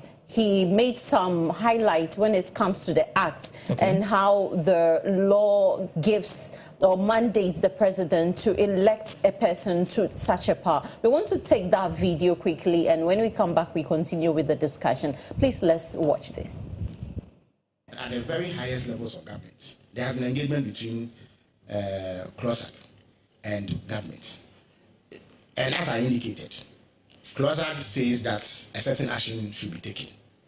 But government has to act on the basis of law. So we inquired as to what the premise for that demand is. If you are saying that a position should go to a civil servant, show us the basis for that position. They have been unable to show it. I have showed you the law and specific provisions, and you would all agree with me. Even if you have doubts about what I'm reading, you can dig up the law yourselves and read for yourself. Read section 2 of Act 1027, the Registration of Births and Deaths Act, and satisfy yourself as to who has the authority to make the appointment. And second, whether or not the law says anywhere that the position of the Registrar of the Births and Deaths Registry should be held by a civil servant. These, for me, are the issues at play. And to the extent that government has acted lawfully, regularly, and in accordance with the Constitution, I don't see why there should be an entrenched position on the matter. We certainly have not taken an entrenched position. We cannot act illegally simply because a section of our population, in this instance, Ghanaian workers, demand that we do. I don't think that it is fair to the people of Ghana, whose taxes are used to pay civil servants, those who work in CLOG, just like myself, the president, or everybody else who works within the public and civil service. You cannot take such a position, which is unfair to them, when the facts are very clear, the laws are very, very clear. If it was the case that government was violating the law, then you would have a basis. As I said, I'm aware that they went to court under the previous government. There's yet to be a determination on the matter. So if the matter has not been determined, there's no judicial pronouncement saying that the position of the law is wrong or what the president has done is wrong. I don't see why entrenched positions should be taken. I don't see why a nationwide strike should be declared on a matter like this. So that was Felix Ofosu-Kwakye, the government's communications person there, speaking about some constitution and acts backing the president's mandate. And I want to quickly read the constitution, the side he cited to viewers. The constitution gives the power to appoint persons to hold or to act in the office in the public services shall vest in the president. Subject to the provisions of this constitution, the power to appoint persons to hold or to act in an office in the public services shall vest in the president, acting in accordance with the advice of the governing council of the service concerned given in consultation with the Public Services Commission. There's also a video of the Executive Secretary of CLOG, Dr. Isaac Bampuado, and he is challenging, or he's rebutting. Let's quickly watch that particular video. When we come, we'll delve with that. Remember, you can join in the conversation as well. Let it get interactive. Let's watch this. We all know that Mr. Botry is an NDC activist. He chose to broadcast it. He was a former DC of the Mills administration. He chose to broadcast it. They said, if you wish to broadcast or otherwise manifest your political allegiance or run political office, step away from the services. This is Supreme Court talking. It's not CLOG speaking or Isaac Bampuado speaking. This is the Supreme Court. Now, our members have been dismissed for flouting this law. So, if we are saying, we are not saying the president hasn't gotten the right to appoint. The Supreme Court is saying anybody with political color should step away from the services. We are not saying it. We are not saying, let it be clear, it is not, this is a Supreme Court ruling, unless you are not saying Supreme Court ruling are not law. Because they are supposed to interpret the Constitution. And we sent this to the Supreme Court to interpret Article 1 in relation to the civil service. Because we felt we could not be denied to do politics. And this was the ruling of the Supreme Court. That's what we are saying. We are not saying the president has got it. We are saying, according to the Supreme Court ruling, if you show your colors, step away from the services. And that's what we are saying. The strike was called by the National Executive Council. So they are the ones that can call it off. We all know. So those are the two press conferences we heard, one from the government and one from the leader, the Executive Secretary of CLOG. What do you say? So, is there an agreement? Yes. You read a section of the law. Yes. When you go to the last part, he said in consultation with the council, the governing council, and also Public Service Commission. Yes. So I believe if it's really the consultation, if the president has engaged these agencies in this decision, because the agencies are aware that civil servants, they are neutral. They are very neutral. So if the Public Service Commission, as the law says, have been engaged and they know that this thing is not right for CLOG members, I think it's not been there. So I feel that they should, as I said, they should reconsider, because the consequence of CLOG going on strike is going to impede on productivity, and our economy is just going to be the state that we find ourselves. The president is here to bring out the State of Nations address somewhere next week, 27th. Right after that, in March, the finance minister is supposed to bring the budget. And when you go to the finance ministry, all those who work there are civil servants, and they are members of CLOG. So if CLOG is declaring a nationwide strike, look at the impact. Yeah. Will there be the need for them to even read the budgets of our country? Exactly. That is what one point I just want to make. Well, okay, that's interesting. But one person would also agree that during the appointment of Mr. Samuel Adom Botry, the State's Council have not yet been sworn in. That is another issue. That's another issue. You see, we take labor union for granted. And this is how it works. The executive have the power to do anything they want. But then, implementation bodies are the labor unions. So, for instance, the president will appoint the minister comes to the ministries. When it gets to the ministries, almost 99% of the workers are all part of the labor union. They are part of the CLOG. So it is only the government. When you go to state agencies, you have virtually about less than 5 people who are possibly government appointees. The rest are purely people who are working purely without political colors. You get it? Okay. So the president have that power, but then if you also recognize the strength and then the interest of the people you are working with. For instance, now they have declared strike. A minister can come and sit there. You don't have a secretary. You don't have a cleaner. You don't have a driver. You don't have anybody because they are all part of the clock sack. When you go to the district assemblies all across the country, about 270 something district assemblies, all the how do I call it, the regional coordinating councils, they are all part of the clock sack. And so in this case, they make sure they are all shut down. Look at the implication there. Government business, the locals, their businesses, but then in fact, what CLOG is saying is not something that is not remit in the law. When Supreme Court's responsibility or the judiciary, their responsibility is to implement laws. You get it? Parliament enacts laws, judiciary implement it. Executives are probably the policy people. So when Supreme Court make judgment, and any judgment by Supreme Court becomes a law. Okay. That is how it is. Supreme Court judgments are all law. So if a Supreme Court makes a judgment today, it means that becomes a law until another judge, probably based on other, how do I call it, evoke that jurisdiction. But then when Supreme Court makes judgment, it becomes law. And this issue has actually been dealt at the Supreme Court. And it's been said that if you are A, B, C, D, if you are purely political person known and recognized, you do. That why were people sanctioned when they are contested the district local elections? For assemblymen and all that, they are not.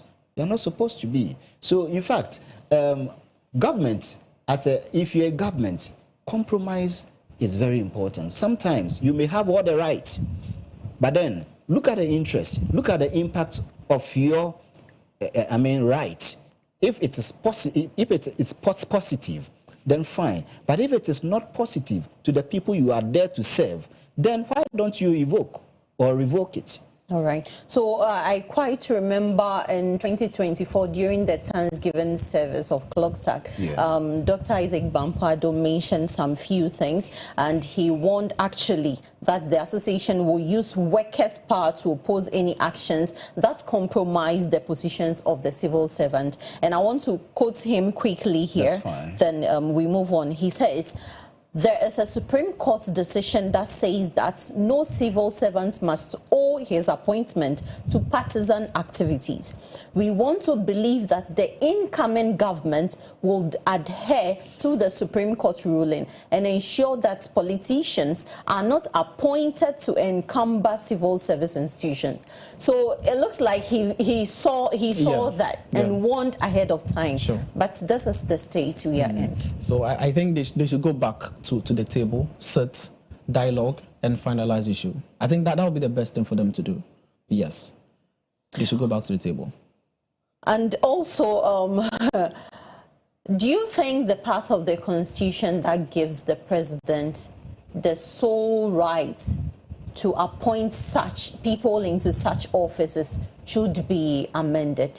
No, it's not a sole right, because he said in consultation with the State's Council. Yes, and our public commission. So all these people are part. So if I nominate or appoint Renoff to this very role, after appointing him, I need to present him to this very agent, these people, that, oh, this is what I have to do. What do you think? These people are people who are already part of that very department that this individual is going to serve. So they know rules of the department. So they will now tell you, the president, oh, okay, when you come to this place, we don't do this, we don't do A, B, C, D.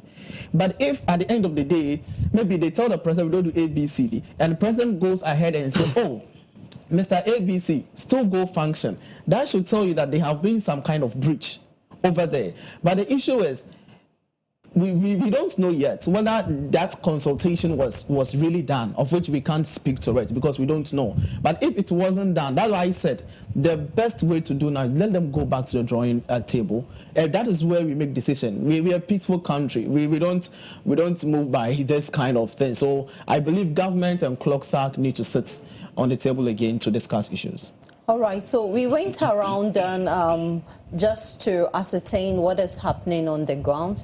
We have some videos and visuals to display to show how the impact of the strike action is within the ministries. We would want to show that quickly as you delve into the impact of strike action, the impact of strike action on workers of the civil service.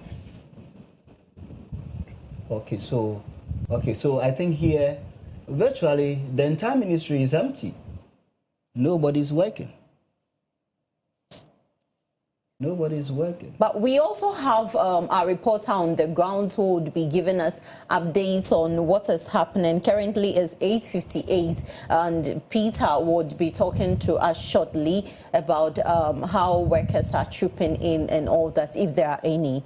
So the impacts you can see. You can see for yourself. In fact, we know ministries which actually houses most of the government agencies. And by this time, this place is almost full. People are coming. Those who have business at various there are offices. some cars. I mean, that is actually, there is a highway, there is a road there that passes through. Usu and the others. Yes, you see people. Of course, once a while you may see someone. That's the office of the head of civil service. Yes, virtually the place is empty. Okay. The place is virtually empty, very empty. So it means the strike is impacting. I mean, there's an impact in there, which means governments have to set up. Because you see, the Constitution has given the chance that, yes, you can do A, B, C, D, but then have consultations. And according to the Executive Secretary of CLOG, in fact, there was no consultation in their first interview that he granted. Okay. Yeah, he said there was no any consultation. Okay. Yes, so there wasn't. But in government, you have your rights, but then there are some responsibilities attached to it, and that must be done.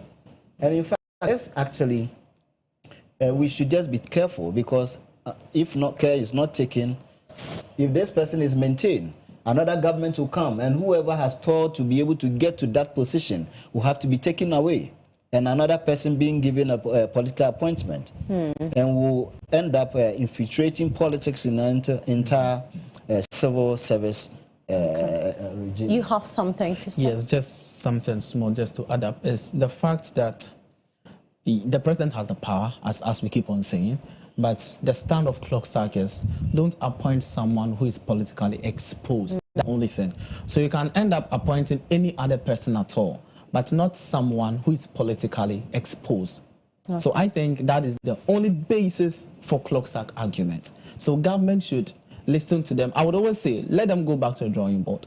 That is where they can make input and solve the issue once and for all. But they earlier said they've revoked his appointment. I don't know what happened. So I'm yet to whether it's an official communique. You see, we are in yes, so we should. I was trying to get whether it's an official communique from the president. It was looking the same at communication person from the president who came out. Because looking at what I have, there was not official statement. No, it wasn't. Felicity Fosu-Kwakye made that on his Facebook. Oh, okay. So he made that statement on his Facebook. Yes. Okay. That the president is a listening president, and for that matter, the issues raised by the CLOG, and for which reason they have gone on strike, he is actually going. Then they had not gone on strike. They intended going. Yes. That was the first press conference they had. So for that reason, they were actually a president will reassign. Yes, reassigned. Okay. Which means, so in fact, that is why CLOG came up to call off the intended strike. And then right after that, they suspended it. So now, if you have given that in good faith and they have suspended it, why then do you still assign him to various meetings in the name of the same agency that he was objected? So that is, I mean, that's a bad fit. Because they could have cancelled it, but they suspended it, waiting for your move. But you never moved. You were bringing in acts to back your actions. So that too is questionable. Okay. So Peter is within the ministries, and he will be talking to us shortly on what is happening on the ground and the impact of the strike action by CLOG. All right, so we'll love to take your comment. We'll love to take your messages. We are live on Facebook, YouTube. Please do well and send them to us. Thank you so much, because I know you will do that. Okay, we'll move on to our second. Peter is not. You have something to say, actually. No, I wanted to know if Peter is.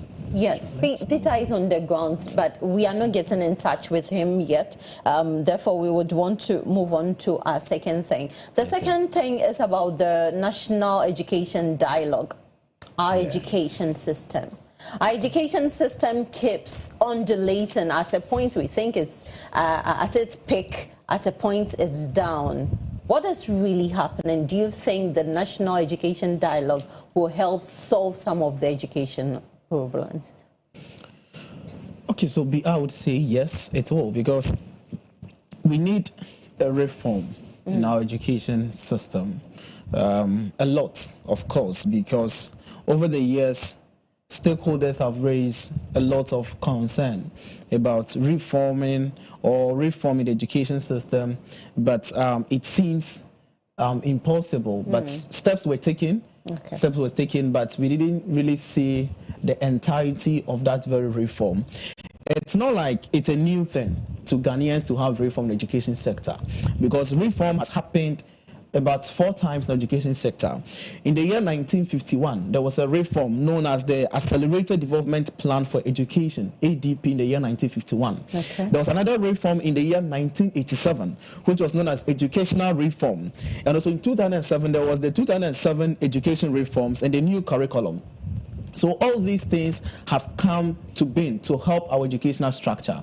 And you see, moving forward, we need to build upon what we have. We are not just going to scrap it off, but we are just building upon it. Okay, and so I'm sorry to cut you, but Alain Peter is on the line. We want to pick his reaction quickly. Hello, good morning, Peter. Hello, good morning, Dee. Please, how are you doing? I'm doing very well. I hope you're doing well too. I'm doing great. I know you are within the ministries. What can you report from there? All right. So I'm here currently. I'm standing at the premises of CLOG TV. I've been to sanitation, teaching, employment, and Ministry of Finance. And all that I can say, for those who know the military, it's always a busy place with a number of cars, people creeping in and out. It's now 9, 6, and as it stands now, there are no people around as it's supposed to be. All the car parks are empty. I can see people moving in intermittently as well as cars as well. I can see the frustrations on their faces. I was able to talk to 1 or 2 people who said that they are in for business, they are here to submit their letters, but all offices are closed down. All businesses are closed down. And then, like I said earlier, all car parks are empty. It's not like how it used to be. And then we cannot even find food vendors around. Close to the taxi branch at CLOG TV, that's where the woman who sells police is around. She came around, but the other food vendors are around. The atmosphere is living over here, right? But then the workers, the people are not in. So it means that the strike is very effective. Very effective. People are really frustrated. So that's the little I can report here. But usually around this time, 9/7, people are filled in there. People are buying cocoa in front of the taxi rank and all that. Is it the usual thing? No, it is not the usual thing at all. Like you rightly said, at this time on the usual day, there's human traffic. Cars moving up and down, passing, motors, people shooting, rushing, people are late, rushing, and the whole lot. But today it's not like that. the streets is very full, cars are moving in and out intermittently. Even at the taxi round, there's only one taxi that is there. All right. People are not around. People do not come. So the strike is really affecting people. All right. It's affecting people.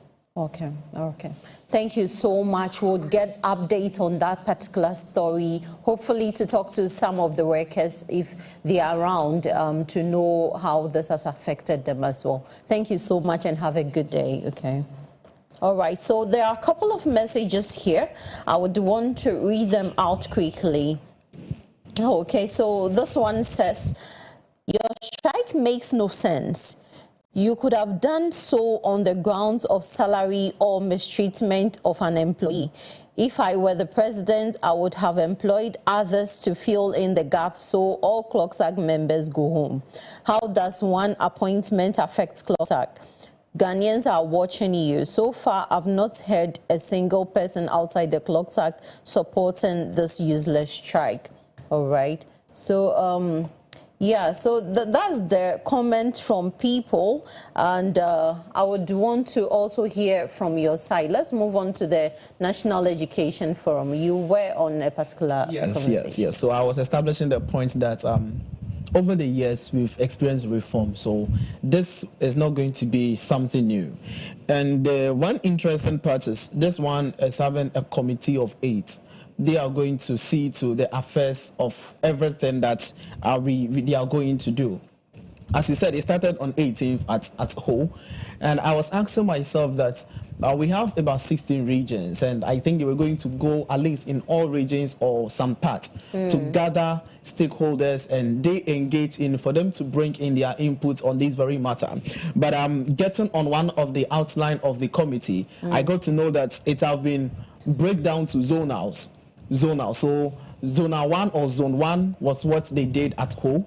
So right after that, they are going to move to the next section. And the climaxing of all this is going to happen at the UPSA on the 27th and the 28th of February. And this day is going to bring together people from Greater Accra, people from Eastern region, because they are doing it not only regions by regions, but so they are combining some region, the Volta region. Okay. Yeah, so the next zone, we have the community zone, that's the northern zone, we have the middle zone, and we have the southern zone. So these are the 3 zones they are dealing with before they come to the final zone. That is a UPSA. That's the final one for to close the day on, and they are expecting about just 100 participants in each zone. Okay. So in each zone, they want the people who speak to educational matters, the key stakeholders in all these matters, but they're expecting 100 people from each zone. So let's quickly, I just want to just read so that people who like to participate, they said that the Greater Accra and Eastern region would hold engagement in Accra,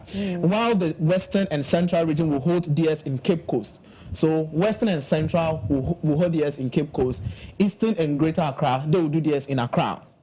And both will be held concurrently on 21st of February this very year. So it's not like the committee, all of them would probably move to this sector, and after that they all go to know. I think they are going to just divide themselves, since it's going to happen concurrently. So meaning part of the committee will be at, let's say, Cape Coast, parts will be in Accra on that same day. So another one said the Upper East and the Northeast stakeholders will converge at Bolgatanga, while the Western North, Bono, Ahafo, and Bono East Regional Zone will meet in Sunyani on 24th of February. Okay. But for Upper West, Savannah, and Northern Regional Zones, they said they are going to meet at Tamale on February 25th.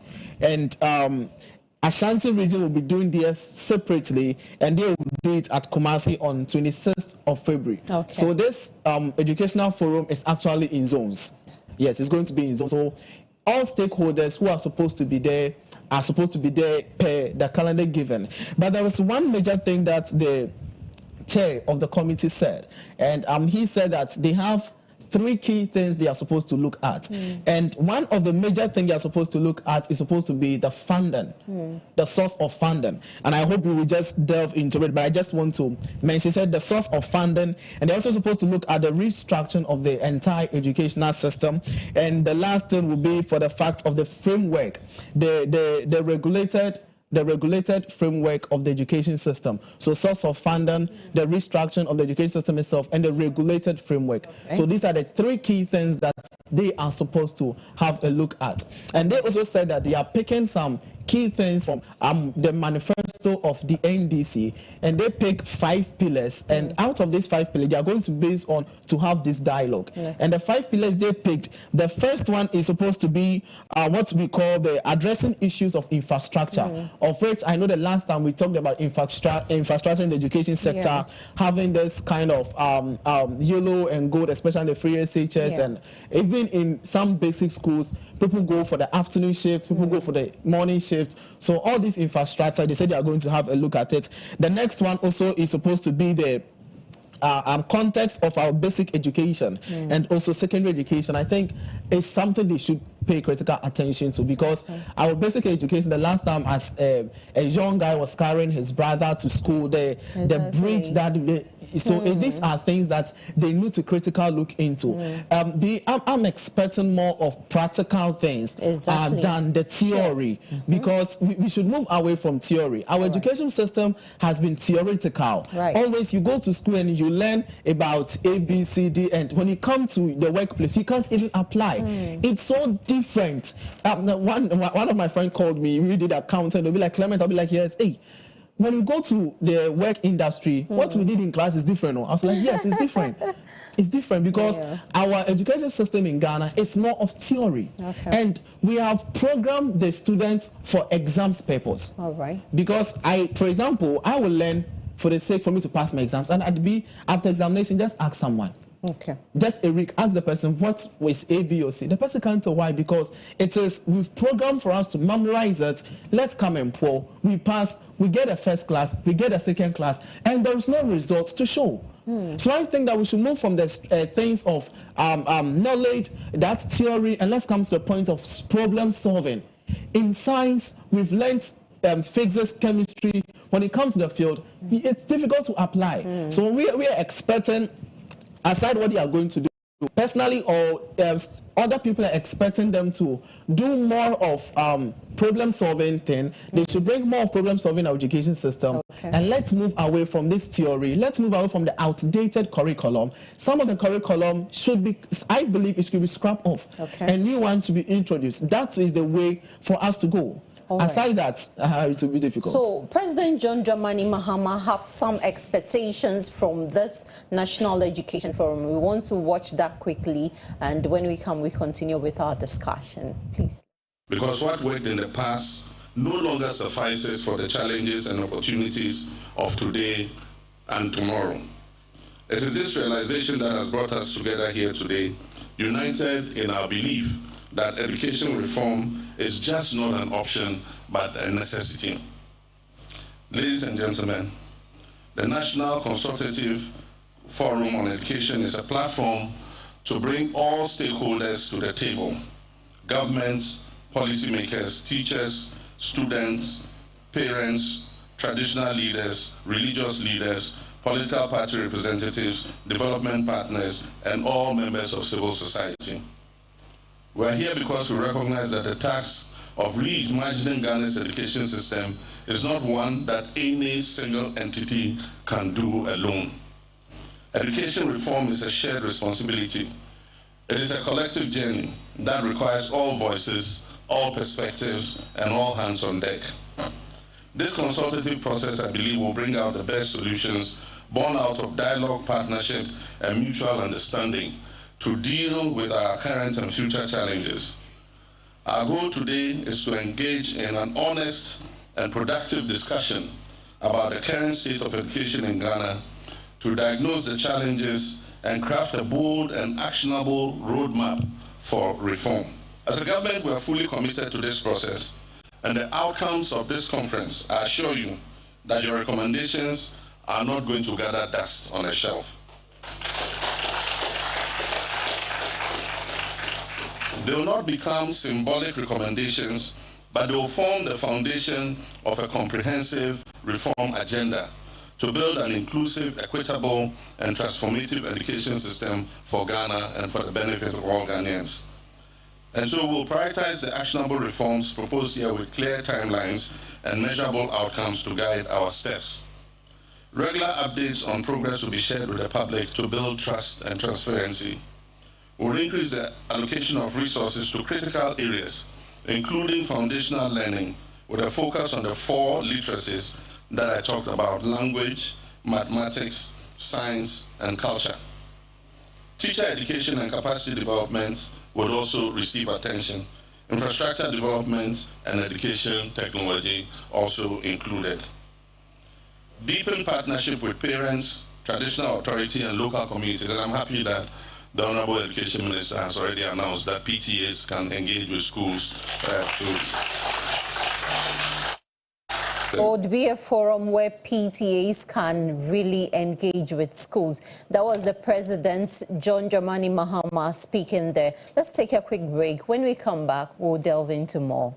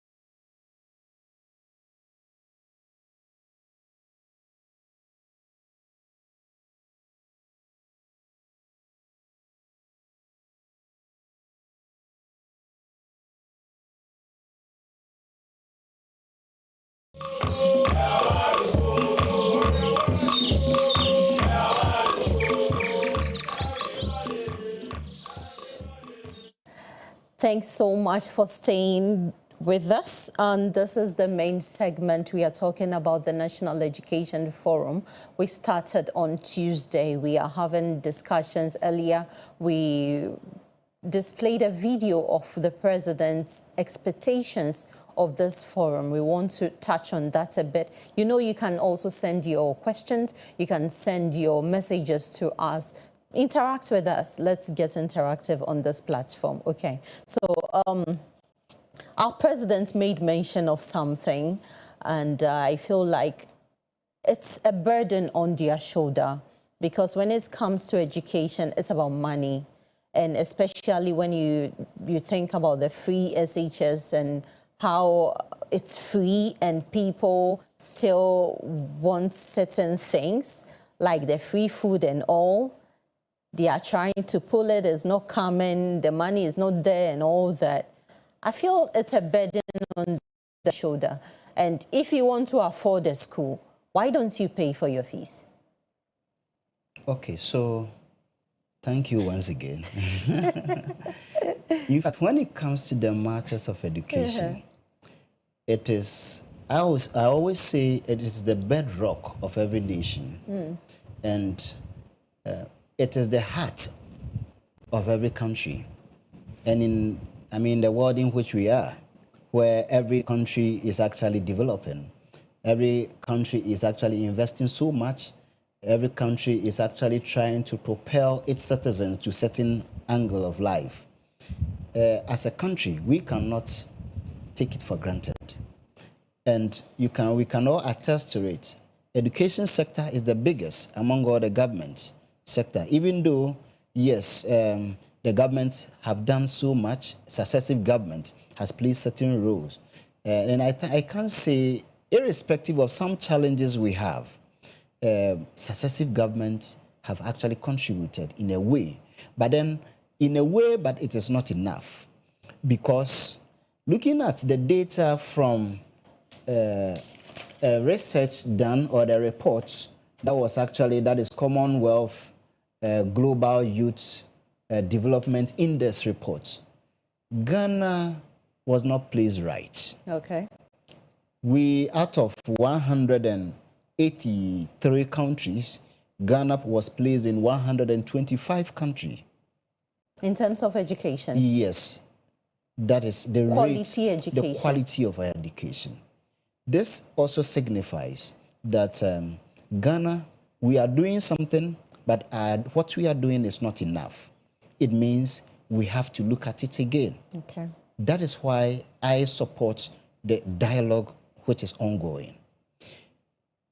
President Kufuor, when he was in power in early 2000s, I think his second term or first term, he introduced capitation grant. The capitation grant was to help kind of funding within the education sector. And also, I think they brought a policy which is FQ, that is free compulsory basic education. That was also to help every Ghanaian child have access. That is access. Because one major challenge we are having as a people, as a country, is that accessibility. You get it? Accessibility to education is a major challenge. And so that was to help. And I think President Mills also came. He also came, School Under Trees, to eradicate School Under Tree projects. And that was also a very good project he brought up, where children who school under trees, it became his major challenge, his major project that he embarked on, of which he significantly, did his. In fact, right from there, when President Mahama came, he also came to do his part. And then the NPP government also came again, where they introduced this free education and also, other stuff. But then what in all this we have done as a country? The question is that, have we done enough? Because population keeps growing. Sure. Demands keep increasing. Infrastructure keep deteriorating. I have worked in a jurisdiction where I had a chance to work with education directors. Okay. In terms of at the district level, at the regional level. And in fact, when you go in there and you even compare the grades some students get, I will applaud them for doing well. Because basically, there's nothing to use to learn or to even use to be a competing measure when we have to meet our fellows in other jurisdictions or in other countries. No infrastructure. Government is trying its best, but it is not enough because the challenge has been funding. There's no, dedicated funding for our education sector.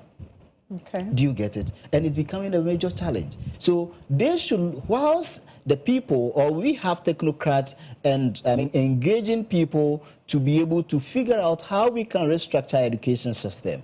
What should be done well, supposed to be, how do we fund our education? That should be a major part of our dialogue, because funding is a challenge. Because you go to places, there are no chairs in a classroom. You go to places, there are inadequate teachers. And even training of teachers, the quality we are producing, does it meet the world standard? And even retention, teacher retention. You have trained people, but then at the end of the day, are they able to be in class? Because, what is their salaries? What is the motivation? So people use the education route. At the end of the day, they go into law. They go into other ventures that will give them better. And then the children are there. And so, in fact, I like the idea of the dialogue. We know the problem. The thing is that we know the problem. And I like that the fact that the president is saying this will not be on the shelves. Because every year there are a lot of agencies who do reports on education. These reports, what is it different from what we have already on the shelves? How are we actually using this, those on the shelves? How are we utilizing it?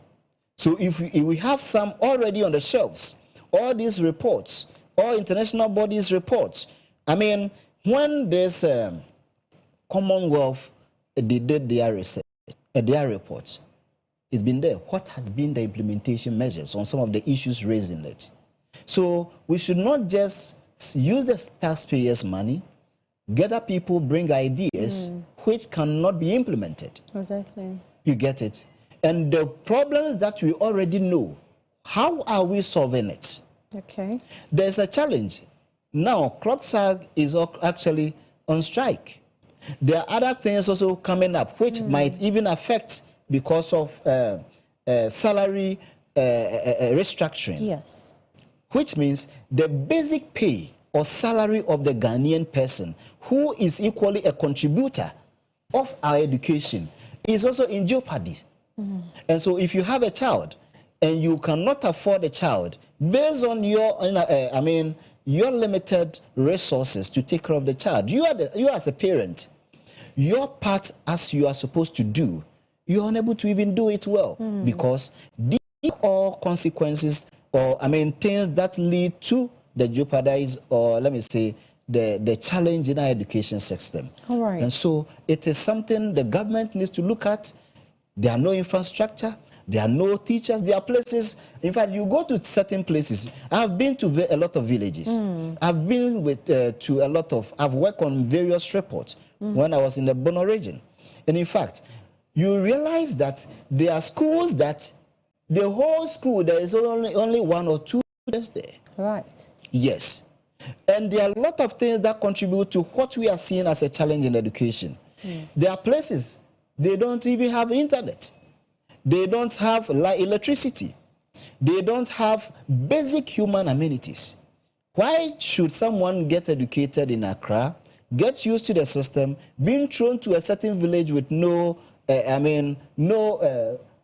access to road access to even town, or does not even have a place to even lay his head? These are all factors that is affecting. So luckily, when you go to some places in, I had a chance to work in the Bono region, that is Doma East District. There, what I realized was that some communities were actually trying, when teachers come, in order to help them to retain them, they try to mobilize themselves, and then they build this mad house at Akwame, the hut, for teachers to lay their heads. So you go and find some teachers, about 4 teachers, who are degree holders in one room. 5 teachers who are degree holders in one room. Some are mature to marry. Some are, I mean, do you get it? I do. Because at the end of the day, that is where they are getting to. So what is the government's plan for education? Now, luckily, medical officers, or let me say, when it comes to these health workers, when you go to this outskirts of Accra, they have been able to push that wherever you build a health facility, you are supposed to build, a kind of bungalow. Government is supposed to build bungalow for their workers. And so for that matter, government sometimes try and is still doing it, because if you don't do it, they will not send people there. So government actually build. What are we doing to our teachers? So the teacher that is going to raise these professionals, what is the sound mind? His salary is already in jeopardy. The children are equally not fit because they come barely, without food. Some even come with come to sit on the floor with no chair. There are no infrastructure. So there's a whole lot of challenge around educational system, and if we are to solve it, we need to be serious in solving it. And we also have to find dedicated funding that will help education. All right, so that's what I said about the government being burdened when it comes to education. There are a couple of messages here. Let me read them quickly. This is from Dennis Ajiman. He says, "Good morning. This is Dennis from Techiman. Greetings to your co-host, especially Clement Quay. Every field needs reform, and education is no exception to it." It says reforms means to make changes in something, especially in institutions. Okay, thank you so much for the explanation in there. And with the progress of technology, it is needed to make reforms in education in order to make our institutions and policies up to date with modern time, and they can be effective in different ways. Thank you so much, Dennis, for your message. You can also share your message and your comment to make the show interactive. Clement, our education system, someone would say this particular forum is useless because there have been series of forums in the previous administrations and they've not seen what the outcome of the forums have been.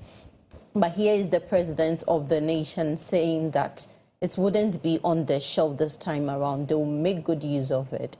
What do you have to say? Yes, Obi, I would say that this dialogue is not going to be useless. On the point of this is, I would say, be emphatic. This is not going to be useless on the fact that there is a committee that are working on all this and involving all stakeholders across the region. From the previous ones we have realized, it wasn't in a form of involving all regional stakeholders. Okay. It's just a key stakeholders so this selected. Is this is different. Okay. When you look at the dynamics of this education forum, is different from the previous one. Okay. Because previously you could hear a lot of stakeholders like the NAGRAT, like the NAT, talking on education matters, even headmistress and head teachers talking on some of the education matters, but it was not like looked at critically. Okay. But this time around, when you pay attention to what the president said, he said, this is the time that you have the chance to talk on educational matters, and we are going to listen. So one thing I would like to put out to Ghanaians is that we shouldn't necessarily downplay any activity because any activity taken by the government, it is for us. So when you start downplaying an activity, it loses its relevance. That is the first point I want to say. On the aspect of funding, one, when you look at our budgets, always more than 10% of our total budget is for education. It goes into Ministry of Education. Okay. We have more than, previously it was about 30 ministries. Now it's around 23 if I'm really correct. So assuming if Education Ministry only takes about 10% of the budget, let's look at the rest of the ministries. How many are they going to also go into? What's the percentage for them? Let me just review, because of the source of funding. In 2020, our total budget for education was 15.7% of the national budget. So if 15.7% goes into only education, then it's left with approximately 85%. That has supposed to go to other sectors. Agriculture has not come. Energy sector has not come. So if a lot has been invested in education and now there's nothing really to show off, then there is a question on the use of funding in the education sector. How is it funded, or how are the money put in education being used? That is another thing we should talk in as much as talking about source of funding. What do they use it for?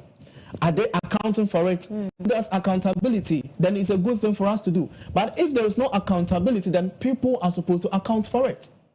Because my brother made mention of the fact that people study under trees. Yeah, I happen to come from a village. Okay. And in the village, those days, if I really remember, somewhere 2007, 2008, the community were paying let me use the word honorarium. Let me use the word, because they were paying the teachers monthly allowance. It wasn't the government, the community. Yeah, it wasn't the government. I'll be so specific. When you go to Wasa East District, a community under the Isaman electoral area, it was the community that were paying for the teachers allowance. It wasn't the government. Why? Because the community understand the essence of education. Exactly. So I was so glad when the minister said they've re-announced or reintroduced the PTA into education structure. Why will you build education and neglect parents and neglect teachers for them to form an association? It wouldn't work, because these people are key stakeholders. Their children are there, they are equipping. So if the key stakeholders are being left out in the education process, how did they go on? I'll still use that community because I remember some years back, this community, they charge every household to buy a bag of cement. You will buy, whether your child school there or not. All right, just a minute. I want to remind you viewers that we've opened the phone line segment, and we've opened the phone lines actually, and the number to call is on the screen. Please do well and call. We want to hear from you as well on education and also the clock tax strike action.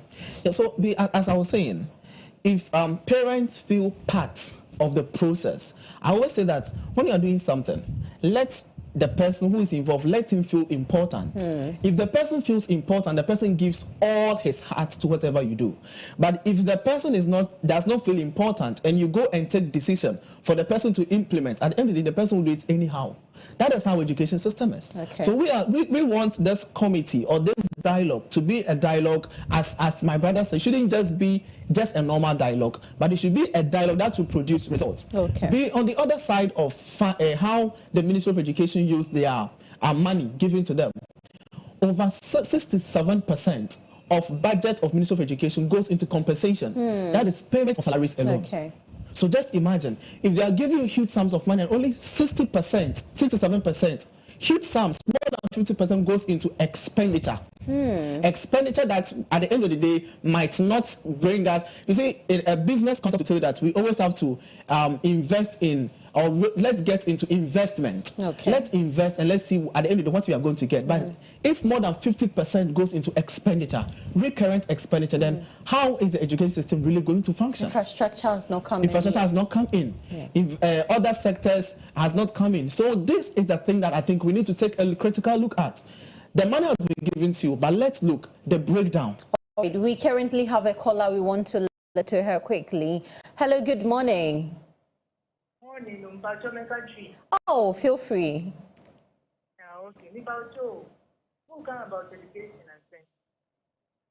Hello. Yes, please go ahead.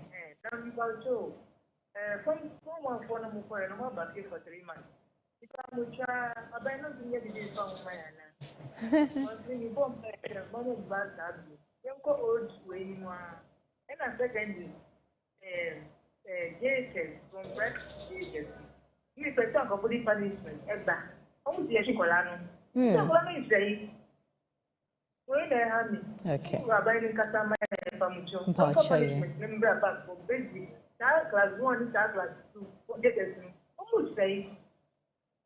All right. All right. Point well noted. Thank you so much. So on what I was talking about source of funding, I think I'm talking about that because of interest in business-related things. The reason being, when you go to 2024, according to be an international body, at least every country is supposed to have about 15% of your budget. It should be pushed into education. Okay. According to UNICEF, UNESCO, all these organizations come together. They said at least every country should have your 15% of total budget pushed into education. And how much percentage do you in Ghana, 2020, it was 15.7% into education. We were able to hit the target, the benchmark actually. In 2021, it dropped from 15.7% to 12.17%. We are below the benchmark. In 2022, it was around 13.7%. It shot up again. Yes, it shot up again. So 2024 too, it's also shot up again. And why this? What was the percentage?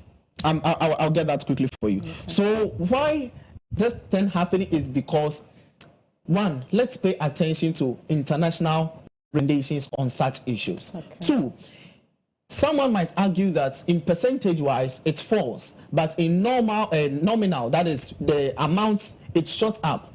Yes, it shot up because in terms of expenditure, things has gone up. The value are not the same. The thing we used to buy in 2020, 1 cedi, today we might buy it around 3 cedis. So if the amount is increasing, doesn't mean that the value for that budget has really gone up. In terms of percentage-wise, it has really dropped. So I think, one, this education dialogue should look at how Ministry of Education spent their money. Because aside the 67%, almost 12% goes into goods and services. And the rest goes into other infrastructure, as we are talking about. We have other source of funding that government gets from taxes and levies, like the GET Fund. And what is the purpose of the GET Fund? The GET Fund is to assist in infrastructure. If my brother, the GET Fund, the essence is for infrastructure. So let us review it very well. Are we really using the GET Fund for infrastructure? I think we should call for accountability on some of this fund. Is GET Fund really used for infrastructure? We have the Educational Trust Fund too also there. It's also supposed to go to development and infrastructure. Is it really used for such purpose? We have the National Service Scheme, that one we know for the National Service and other parts of education. So in as much as we are talking about education and source of funding has been a major challenge, as of now we don't know the real source of funding for free SHS, as my brother really mentioned. Is this only going to be on national budget? And when it's on national budget, just imagine the amount of money we are going to push with free SHS. We could have equally used it for other infrastructure activities that we mentioned. People are studying under trees. So we should get, the dialogue should also inculcate the right source of funding for each project we want to do in the Under Education Forum. And actually, they made mention of partnership with private. Partnership, I think, is very good because the government, as I earlier said, cannot do this alone. So stakeholders, parents should come in. If it's no, they can afford it. Why are they making it free? I was making a point in line to Kenya. It's not only Ghana which is having free SHS. When you go to Kenya, Sierra Leone, some couples of African countries, then it is not totally. At the end of the day, parent is allowed to take certain costs out, whilst the country is providing for, in terms of free tuition and everything. You parents, you have some kind of cost to bear. So I think this thing, even in the free SHS, we expect the forum should look into all these things. What the parents are supposed to take care of, what do you think government can take care of, so that that burden, as we keep on saying, it's on government, can be lifted a little bit. So during the launch, the Educational Minister, Honorable Haruna Idrisu, also made some statement. We want to watch that particular video quickly as well. Senior high school, how ready are we even for our tertiary institutions to absorb the exponential increase in the numbers who want to take higher education? President Mahama wants to hear your possible answers and solutions. Expanded access to higher education by beneficiaries of free senior high school. How do you want him to work as president and provide leadership? I should acknowledge the Director General of the GES, acknowledge the Director General of GTEC, and many of you headed the institutions. So today is not for a long speech by a minister.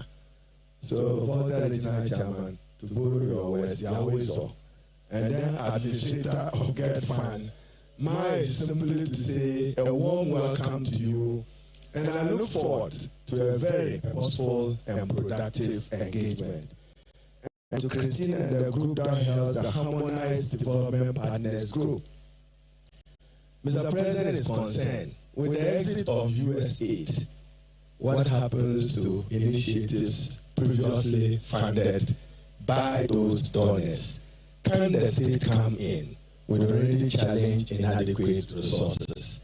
So, Mr. President, let me thank you profoundly on behalf of the chairman and members of the committee. We are grateful for you accepting to chair, and then to say to all of you a warm welcome to all. I look forward to a purposeful deliberation where we will provide Mr. President with a blueprint of a roadmap. President Mohammed's unique and primary concern is just one. How can Ghana produce competitive human capital for the sustainable future of our country? So that was Haruna Idrisu there, the Educational Minister. He was speaking about how these reforms can work with partnership. Yeah. Before we took this break, we were talking about how private sectors come in here, and he also mentioned the U.S. aid. Yeah. So he can't do it alone. He needs you and I and major stakeholders in the educational reform sectors to be involved as well. That's fine. So, in fact, when we talk about education, it's a collaboration between government, parent, teachers. The parent is the people we are in the country. And there are other stakeholders. Some are international bodies who support. They give us donor support to cushion our budget, our yearly budget. And currently, there's a challenge because some, after the COVID-19, a lot of budgetary allocations have been withdrawn. Okay. I mean, donor support have been withdrawn from these countries. The new one, or the new kid on the block, is USAID. United States of America, that's the USAID. There's they have an agency like that who was actually championing African education, and Ghana was a beneficiary. Now they have withdrawn that. I mean, they were giving Ghana over almost $200 million, right? Almost $200 million, which will actually cushion us from on other sectors, not only education, but they were also helping to help our infrastructure and other stuff. But then the problem we have as a people is our problem is bigger than the resources we have. Okay. And that is a reality. The problem we have is huge than the resources. My brother was speaking of, the influctuation of our budgetary allocations. You know, when it started, you realize that during pre-COVID, we were trying to even meet that threshold of 15%. That was 2020. 2020. Right? COVID came, that was 2021, right? No, 2020. 2020. Yes. So from that, that is when the fluctuation started coming up. But then, the truth is that we have tried to even meet that threshold. But how enough has our effort yielded the results to us? But it is all about, the expansion. We are growing as a people. If 15% of our GDP, or let me say our economy, is being given to education, in fact, the truth is that our nation keeps growing. Children are being brought up. People are giving birth. We are expanding. The cities are expanding. Areas are expanding. And it means government equally needs to bring, accessibility, get the schools to people's doorsteps. And so infrastructure comes in. All right. Okay. Our time is a bit limited. Haruna Idrisu made some highlights during the forum, and one of it is to have incentives given to private sectors who support higher education. That was one. And the second one, there was a concern raised about how practical our education system is. And they were suggesting that tertiary education can collaborate with organizations whereby before you graduate or end your tenure or your program, you should go there and have practical knowledge. I think to touch on that, institutions have. They do. They do. We have attachments, we have internship, they do. But it's about how open the organizations are to the students. Sometimes you take your attachment letters and they refuse to take it. The problem for me is how the various institutions have classified this attachment and this internship to be. They've made the students know that it is for results. That is a fact. And since you've already programmed the students that you are doing this for results, the person goes there without really getting the necessary skills he needs. He goes there to do, and most people end up not going there. But when they hear that their supervisor is coming, and they just go there, and they fill the attachment book log, and they just present it. Why? It's because of how we've programmed the students. So I think we need career guidance. Yes, that is it. At the adolescent age, around 12 thereabouts, when they are trying to explore in other things, I think this is the time to venture into other career knowledges, to know what is really happening in the industry. Before you come in, when I was in JHS, about entering to SS, I was confused on the program to do in the SS. So much confused. So these are the problem most people are having. And at the end of the day, their parents push them to sectors that they are not interested in. And they come out graduating from the university and they don't know what they are doing. So, as you said, it's very, very important. I think the career guidance is something that this very committee needs to look at. We should have career guidance in every sector. Our time is limited. Quickly on the CLOG strike, what do you have to say quickly before we go? In fact, a second. All right. This is about the people. CLOG is working for the people. Government is working for the people. At a stage, we have to compromise and be able to make things work. CLOG issues are just real because there is a Supreme Court decision on it, and of course it becomes law, and that is where we are supposed to work with. And in fact, if government still pushes through, another government will also come and will sack this person and bring his person, which means the civil service or the civil servants are actually not going to have that opportunity to progress into certain areas in order to serve better. And then we also infiltrate that political aspect and then jeopardize the civil service. And so I plead that government should hasten slowly, have that kind of dialogue that are needed, that kind of consultations which are needed for us to have a very amicable solutions to the impasse we have currently. All right, your final words on the educational reforms and where we are heading to. Okay, so I think this very forum should be of problem solving. Okay. We should move away from the theoretical, that kind of curriculum where we are being programmed to write exams and pass. I think that should be lifted out of the way. That is what I would say on that. All right, thank you so much for making time to join Cocoa Digest Morning Show today, the 20th of February. We are so much grateful. Without you, we couldn't have done this. We are grateful unto you. Thank you so much, our studio co-hosts, members, our panel. Yeah, so thank you so much, Clement and Randolph. We are grateful and have a great day, okay? That's all we have for you here on the Cocoa Digest Morning Show for today. Have a great day ahead of you.